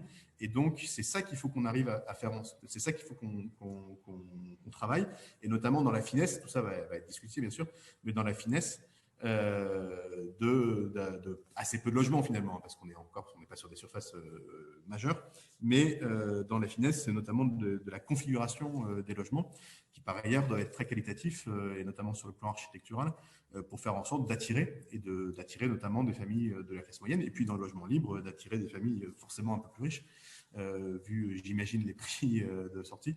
Et c'est comme ça qu'on fera cet équilibre dans le quartier. Merci, monsieur le maire. On avait un certain nombre de questions sur la circulation et déplacements au cœur du quartier, notamment justement sur cette voie apaisée, donc avec la question de monsieur Garcia-Badin qui demandait est-ce qu'il était possible de regarder si ça ne pouvait être ouvert qu'à certains moments de la journée, notamment uniquement pour les livraisons, etc.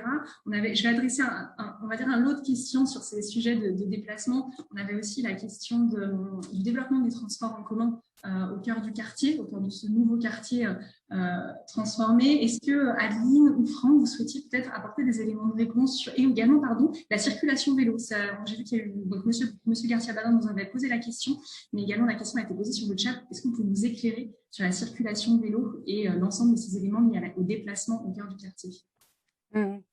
Peut-être effectivement, et je rebondis sur ce que disait Monsieur le maire, nous, il faut qu'on regarde avec la direction de la voirie le statut de cette voie. Dans tous les cas, elle est apaisée, mais effectivement, peut-être qu'il faut lui trouver des statuts différents. Enfin voilà, on entend toutes les remarques qui sont faites aujourd'hui et on va bien sûr regarder. Aujourd'hui, sur effectivement la question des transports en commun, et peut-être Monsieur le maire, vous compléterez, en tout cas au sein du quartier, ce qu'on a regardé avec la direction de la voirie, c'est de pouvoir intégrer le passage d'une traverse sur cette voie apaisée, voilà, après ça dépend des discussions avec d'autres acteurs comme Île-de-France Mobilité, etc. Mais en tout cas, nous, on l'a pris en compte dans la conception.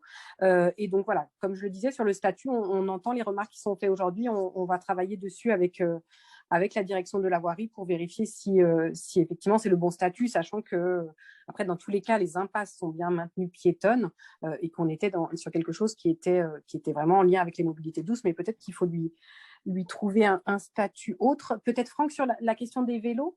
Oui. Alors effectivement, cette voie, en tout cas, serait dans notre esprit très propice à en faire une voie un peu expérimentale. Effectivement, peut-être tester son accessibilité aux voitures, la couper peut-être suivant les saisons, suivant les week-ends, etc. Ça me semble assez pertinent comme idée. Il n'empêche qu'il y a quand même une sorte d'injonction paradoxale, parce que je vois aussi qu'il y a d'autres questionnements sur des interrogations sur la sécurité du parc et la sécurité des espaces publics. D'un point de vue urbanistique, la règle générale, alors ça on peut se tromper, mais généralement on essaye effectivement de rompre avec toute forme d'impasse, avec toute forme d'enclavement.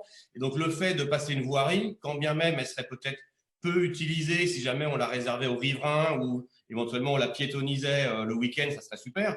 Mais il n'empêche que la voirie joue un rôle dans ce désenclavement de quartier, joue un rôle dans le retournement du quartier Évangile sur le parc et finalement sécurise aussi, parce que grâce à cette voirie, ça veut dire qu'on peut un peu mieux tenir peut-être une activité de rez-de-chaussée, mais même si elle est associative, pas forcément commerciale, mais une activité de rez-de-chaussée accompagnée d'une voie un peu circulante, ça sécurise en fait les entrées de parc. C'est mon avis. Et sur la question des pistes cyclables, il y a ce qu'on a prévu, enfin on a fait beaucoup de scénarios pour le coup, là on n'a pas eu le temps de les présenter, mais le scénario qui semblait le plus qualitatif, c'était d'accepter par le fait de signalisation au sol, ce qui est en contresens de la voirie, que les vélos puissent fonctionner en sens inverse, et par contre d'avoir une piste dédiée cyclable en sens unique, dans le même sens que les voiries, donc d'est en ouest, pour aller vers la rue de la Chapelle, sur le bord, sur le trottoir, mais au ras de la voirie automobile. Donc, c'est-à-dire que la piste cyclable ne coupe pas et ne traverse pas l'espace piétonnier, on va dire, du bord du parc. Pour une question de conflit d'usage. Merci pour ces éléments. Je vais peut-être maintenant me tourner vers Antoine et ensuite je passerai la parole à M. Jarsaillon qui a également la main levée. Tout à l'heure, nous avons eu des questions sur les impacts liés à l'ensoleillement sur les bâtiments existants. Je vais mettre une slide qu'on vient de me donner. Peut-être que vous pourriez nous expliquer un petit peu. Ça fait aussi le lien tout à l'heure avec ce que vous nous disiez sur l'interdistance entre les bâtiments existants et les nouveaux bâtiments. Est-ce que vous pourriez également, de ce point de vue-là, répondre peut-être sur la question de l'ensoleillement? Moi, j'ai vu quelques remarques sur l'impact de l'ensoleillement sur la barre de la Sablière. Aujourd'hui, la manière dont ont été envisagés les bâtiments n'ont aucun impact sur la Sablière, pour la simple et bonne raison qu'à l'endroit où on est le plus serré, mais qui reste très distant, on a tout le square Queneau qui nous met à distance, donc même si on a un soleil d'est le matin, l'ombre ne sera pas projetée jusqu'à la Sablière, la distance est vraiment conséquente. À l'endroit où il y a l'école, on a encore une distance qui est très importante, c'est plutôt l'inverse, je pense que c'est plutôt la Sablière avec ses 7 étages qui va, elle, générer de l'ombre sur ce qu'il y a autour, comme elle le fait déjà. Et en tout cas, l'école sera de 2 étages, voire avec éventuellement, ça dépend de ce qui sera un peu retenu après les concertations, mais sur le terme de la programmation sur l'équipement ou l'activité qu'on pourrait mettre sur le toit de cette école. Mais donc, sachant que la sablière, les logements sont déjà sur une sorte de socle, et donc sont déjà au premier étage, il ne va pas y avoir d'impact du tout de l'école sur la sablière. Étant entendu d'ailleurs qu'on va avoir une discussion, nous, avec les personnes de la sablière pour voir si il est possible de faire quelque chose dans l'épaisseur de ce socle, aujourd'hui où il y a la champignonnière, puisqu'au droit du parvis de l'école, peut-être qu'il y a quelque chose à jouer, peut-être qu'à un moment donné, le programme de la sablière peut se retourner. Ça, c'est encore des pistes qu'on est en train de regarder. Ensuite, ce qui concerne les bâtiments qui viennent finir les grands îlots, donc c'est des dimensions de bâtiments qui préexistent. Donc, je vois des remarques aussi sur les questions de bars. Je ne considère pas que les immeubles actuels soient des bars. On est quand même dans des éléments qui restent d'échelle assez urbaine. C'est toujours un peu étonnant de parler de bars alors que l'haussmannien ne choque pas grand monde. C'est peut-être plus l'écriture architecturale et la modénature et le soin et la qualité qui peut, à un moment donné, dire qu'on parle d'une bar. Mais donc les dimensions des bâtiments qu'on propose en adossement et en continuité des îlots existants sont en adéquation avec en fait le paysage auquel ils s'adressent et la dimension des cœurs d'îlots qui sont dessinés.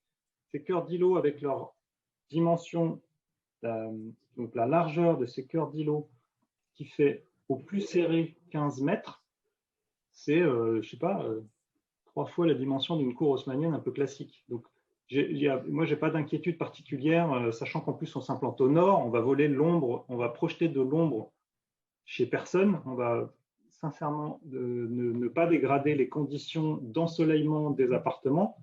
Bien entendu, après, on va par contre créer depuis la fenêtre des bâtiments, des logements existants, on va créer des vis-à-vis avec les voisins. On a essayé de distancer le plus possible.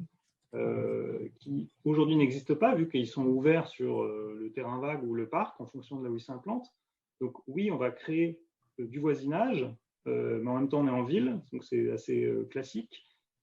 Et ce voisinage, c'est ce que je vous expliquais, on l'a éloigné le plus possible, en affinant les bâtiments à 13 mètres d'épaisseur, 2 en s'éloignant, donc on est à 15 mètres au plus serré, sachant que en général, la limite séparative est en retrait de 4 mètres des fenêtres. Donc, ça veut dire qu'en fait, on arrive à des dimensions de cœur d'îlot qui sont plutôt 19 mètres. Donc, c'est quand même des gabarits. Ce que montre cette image-là, c'est qu'à droite, on a fait des petits comparatifs, ce que je vous expliquais avec la rue Conneau, par exemple, la rue des Roses. Donc, en fait, c'est des gabarits qui sont dans le paysage environnant. C'est-à-dire qu'on n'est pas allé chercher non plus des proportions qui ne sont pas du tout contextuelles. Rue des Roses, si vous regardez dans la coupe en haut à droite, en pointillé bleu, c'est le prospect qu'on propose dans les enveloppes gabaritaires qu'on va soumettre aux architectes. En fait, il y a des équivalents dans ce quartier, voire même avec des vis-à-vis beaucoup plus serrés. Hein. On est plutôt de l'ordre du Raymond Queneau, c'est ce que vous voyez dans la coupe en bas à droite. Sachant qu'on a une sorte de politesse de retrait successifs dans les étages qui permettent quand même, encore une fois, de gagner de l'ouverture sur le ciel. C'est ça le plus important, c'est de garder cette capacité d'accès à la lumière qui vient, même de manière indirecte, plein nord, via l'ouverture sur le ciel. Merci Antoine. Monsieur Jarsaillon, j'arrive. Une petite minute, c'est vrai qu'on a eu beaucoup de remarques, de questions. Monsieur Anselme nous l'a dit également tout à l'heure, sur un projet qui finalement ne répond pas finalement à la crise que nous vivons aujourd'hui. Catherine, peut-être que vous avez des éléments de réponse pour nous aiguiller sur le sujet.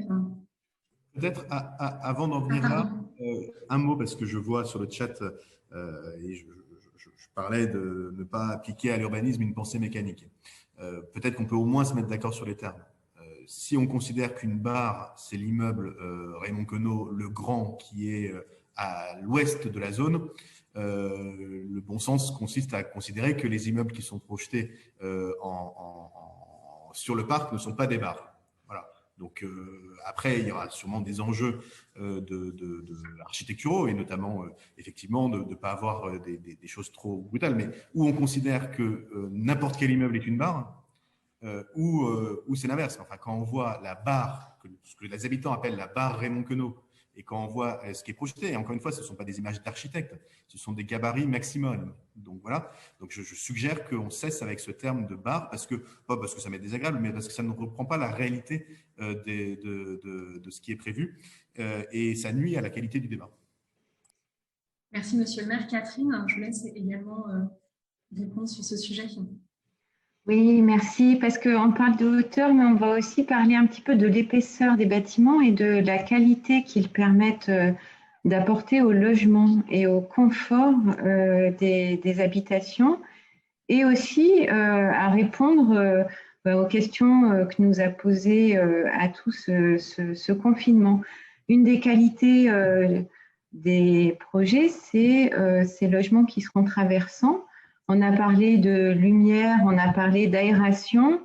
On a aussi, et je laisserai la main peut-être à Antoine pour compléter, mais des logements qui vont être très flexibles, qui vont permettre d'être aménagés suivant les besoins et suivant les envies, face au parc au nord ou face au cœur d'îlot au sud, avec un jeu donc d'ombre, de lumière, de capacité d'aération qui sont vraiment une des grandes qualités de ces programmes et une des façons de confirmer qu'effectivement, après la crise, il faut regarder de très près l'épaisseur des bâtiments et la conception des logements.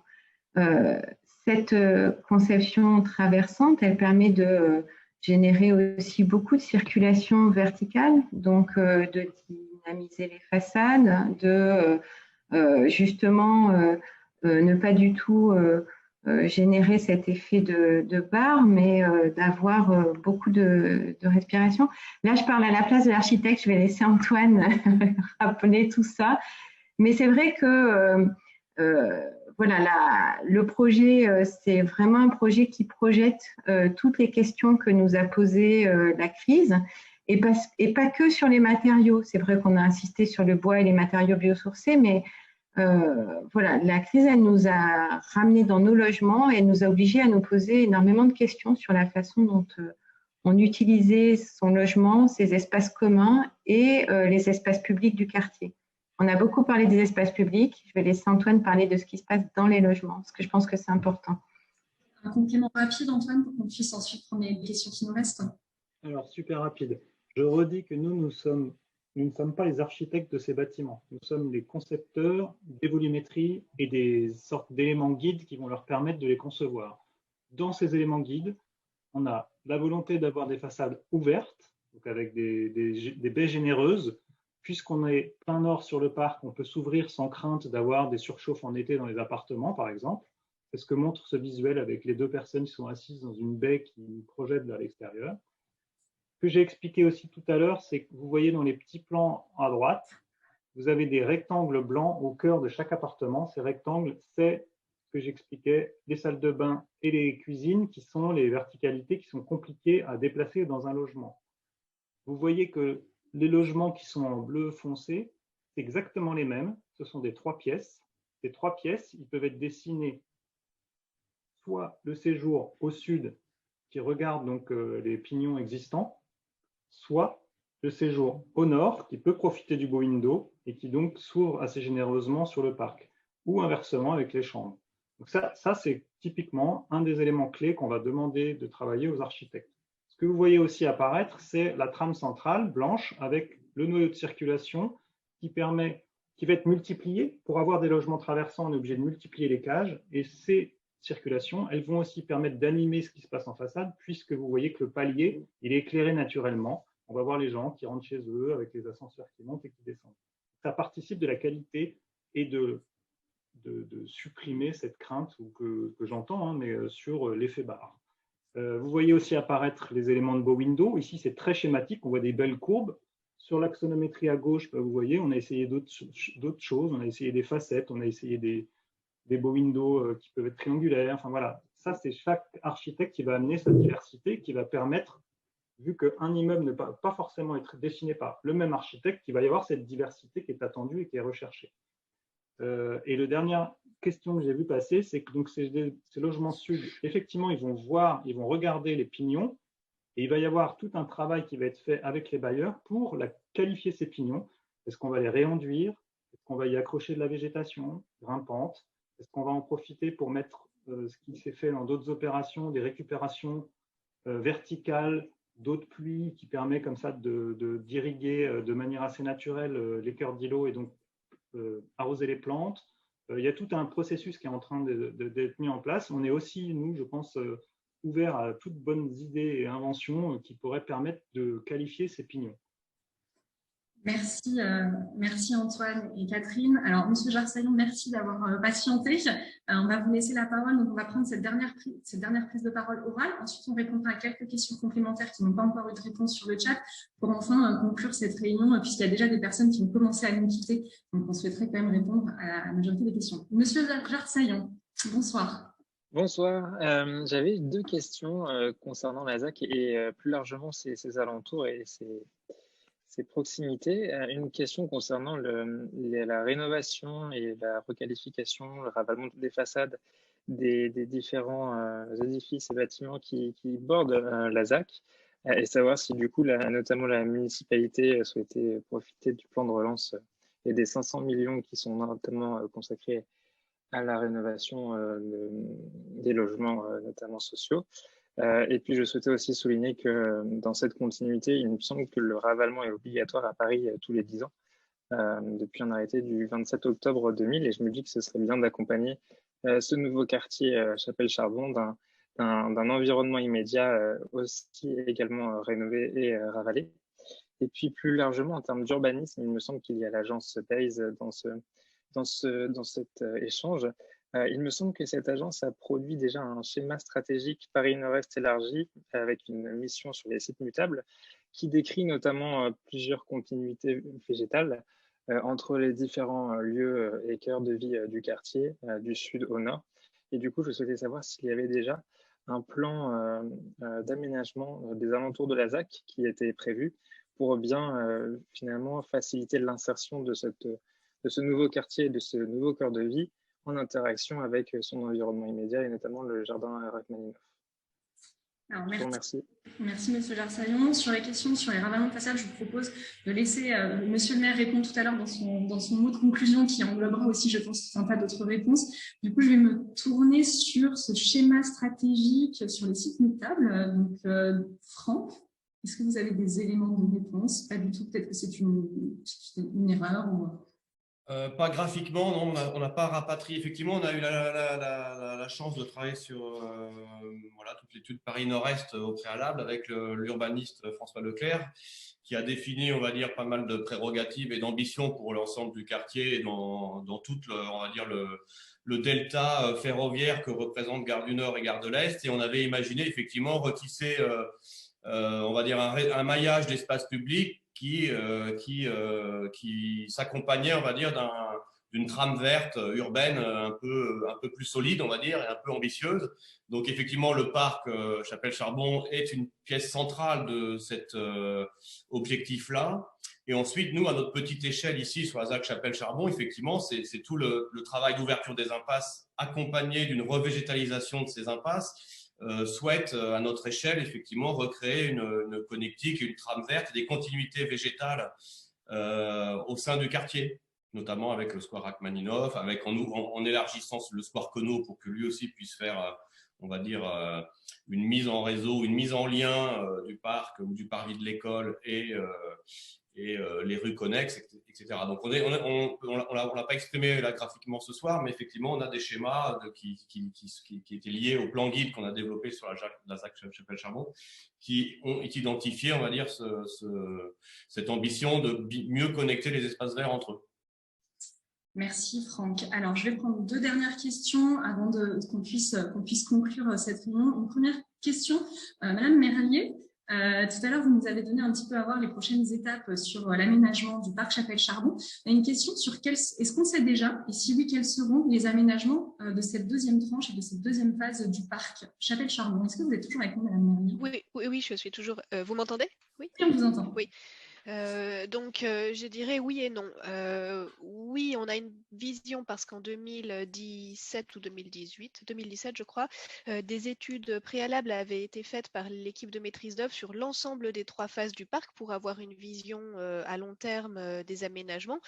Donc, un dessin avait été fait pour l'ensemble de ces 3 phases du parc, et montré en réunion publique d'ailleurs à l'époque, mais non, parce que je dirais que 2017 c'est loin. On a parlé aussi de l'échéance de la phase 2 qui n'est pas encore tout à fait fixée puisque dépendante de la fin d'un chantier en cours, et donc il est aussi peut-être logique, c'est peut-être pas le bon terme, mais disons que ce programme devra forcément être réétudié parce que beaucoup de temps a passé depuis que ce premier dessin a été fait, notamment pour s'adapter aux autres projets urbains aux alentours. Mais ça sera la même équipe de maîtrise d'œuvre puisque son marché était commun pour les 3 phases du parc. Donc ce qui est certain, c'est qu'il y aura une cohérence entre les 3 phases du parc et le même esprit en termes de conception paysagère, de style des aménagements qui seront proposés. Voilà, ça c'était la première question. Oui. C'était tout. Voilà, si on les connaissait et si oui, quelles étaient, mais je pense que vous y avez répondu. Je prends un dernier lot de questions et je vais m'adresser à Adeline Chambre sur les prochaines étapes. Semble-t-il, effectivement, on nous repose la question du calendrier de lancement des consultations, on nous pose la question des prochaines étapes de discussion, de dialogue, etc. Est-ce que vous pouvez un petit peu, Adeline, je vais remettre la slide sur le calendrier, nous repréciser tout ça? Oui, alors sur les prochaines étapes, effectivement, on a une phase d'échange là qui s'annonce donc sur les sujets qu'on avait évoqués, à la fois le square Raymond Queneau, la programmation des rez-de-chaussée. Je pense que ce sujet de la voie nouvelle, par exemple, pourra aussi en faire partie.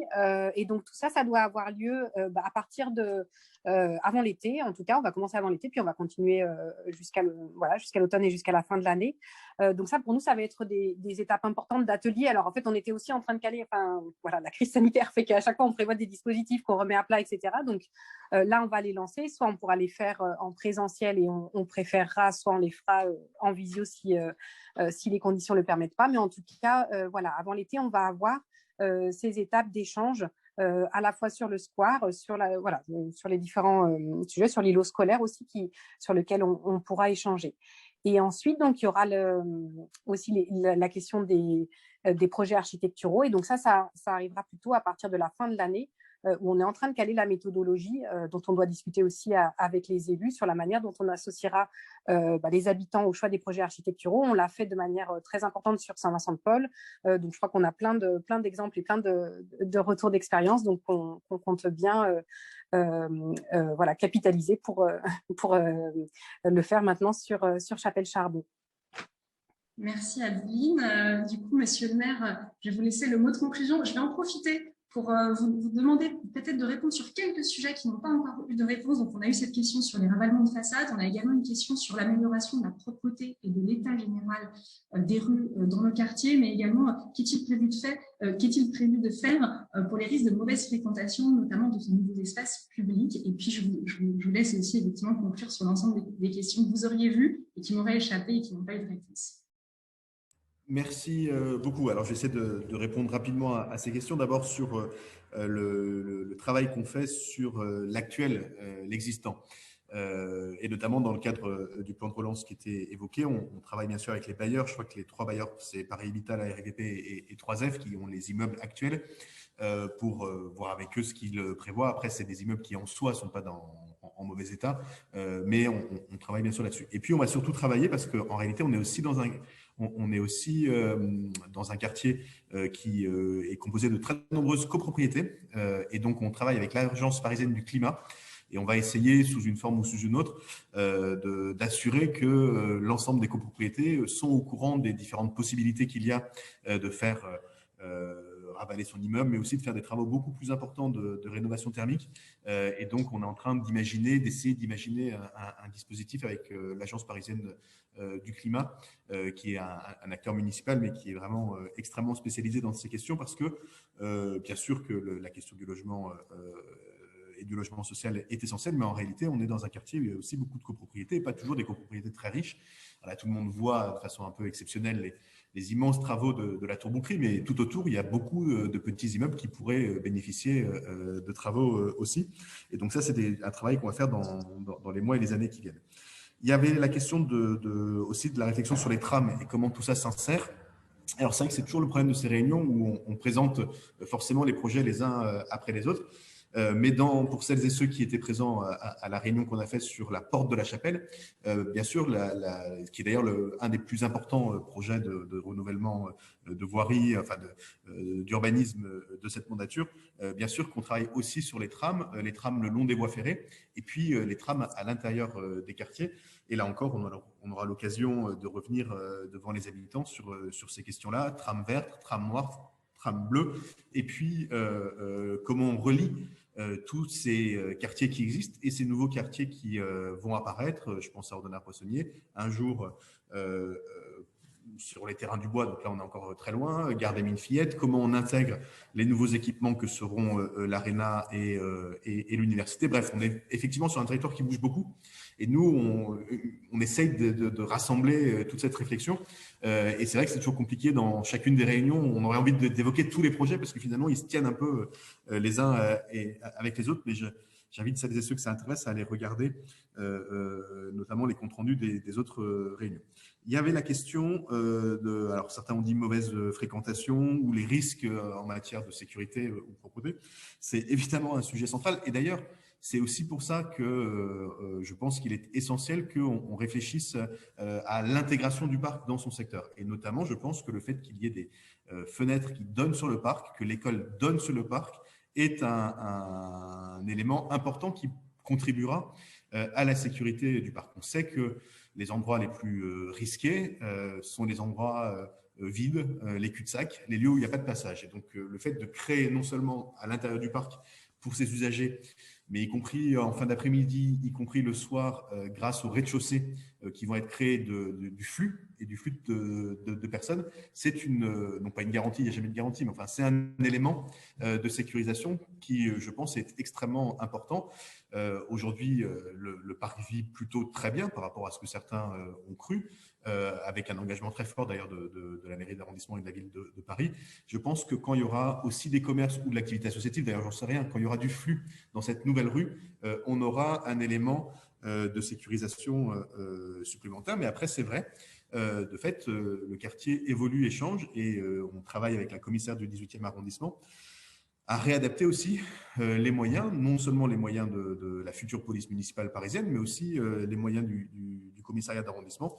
Et donc, on est en discussion avec la préfecture pour prendre acte de l'existence de ce nouveau quartier. De la même façon, parce qu'on parle de Chapelle-Charbon, mais on pourrait aussi parler bien sûr de l'arrivée de Chapelle Internationale et des problématiques aujourd'hui pour les nouveaux habitants de ce quartier, qui n'est pas encore exactement à la hauteur de ce qu'on voudrait. Et de la même façon, on travaille cette question avec les équipes de la ville de Paris sur les questions de propreté, parce que quand on rouvre de l'espace, là on est sur un quartier où on rouvre beaucoup d'espace, et beaucoup de lieux qui étaient fermés, qui n'étaient pas accessibles au public, où on n'allait jamais, qu'on voyait des fenêtres mais qu'on n'utilisait pas et qu'on réutilise. Et donc, il faudra travailler. Et donc, on travaille, il ne faudra pas, on travaille bien sûr sur ces questions aussi qui, disons les choses clairement, sont à la fois une question de moyens et une question d'organisation, pour faire en sorte qu'on prenne acte qu'on ouvre de l'espace. Et donc, nouvel espace dit nouveaux usages, et nouveaux usages disent nouveaux besoins. Et notamment, pour ceux que ça intéresse, on travaille beaucoup à essayer de trouver un lieu pour implanter un atelier de propreté, alors pas sur Chapelle-Charbon, mais dans ce grand nord-est parisien, pour faire en sorte que nos équipes aient moins de trajets à faire et donc soient plus rapidement au travail sur le territoire. Mais bien sûr, ça fait partie complètement des questions qui se posent, certaines avec nos partenaires de la préfecture de police et de l'État, et d'autres directement au sein de la ville. On ne peut pas imaginer réouvrir autant d'espace et que ça n'ait pas de conséquences sur la ville. Mais encore une fois, je pense que ce projet, et notamment Chapelle-Charbon, et notamment le fait qu'on ouvre qu'on réouvre, ou plutôt qu'on ouvre vers le nord la ZAC de l'Évangile, sera, j'en suis assez convaincu, mais on verra, un facteur très positif en matière de tranquillité publique, de sécurité, d'activité. Et c'est pour ça aussi que, notamment à Hébert, moi je tiens à ce qui est de l'activité économique et de l'activité le jour, parce qu'on sait bien que dans un quartier, il faut qu'on pense la fréquentation le jour, l'après-midi, le soir, et pour trouver les bons équilibres. Voilà, j'ai sûrement été beaucoup trop long comme toujours. Il ne me reste plus qu'à vous remercier toutes et tous d'avoir été présents ce soir et surtout de continuer à suivre ce projet. Moi, je suis très enthousiaste en général, mais je suis vraiment très enthousiaste sur ce projet parce que je crois vraiment que c'est l'un des nombreux projets, mais l'un des projets les plus marquants de ce qu'on aura fait ces 10 ou 15 dernières années dans le nord-est parisien. Il y a eu Éole, et puis aujourd'hui, il y a Chapelle-Charbon.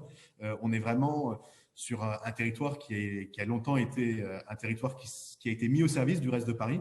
Et aujourd'hui, on est sur un territoire auquel on souhaite, un territoire dont on souhaite qu'il soit au service de ses habitants.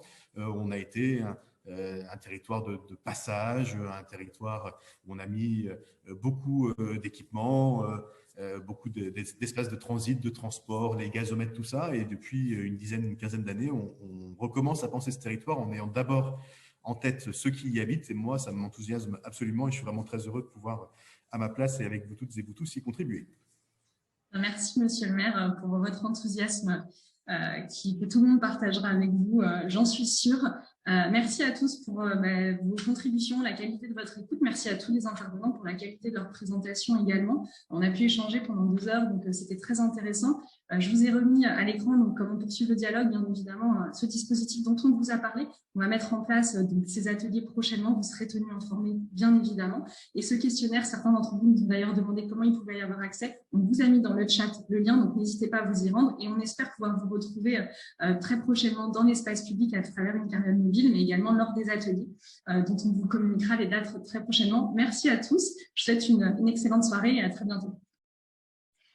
Merci, au revoir. Merci beaucoup, bonne soirée. Bonne soirée à tous. Au revoir.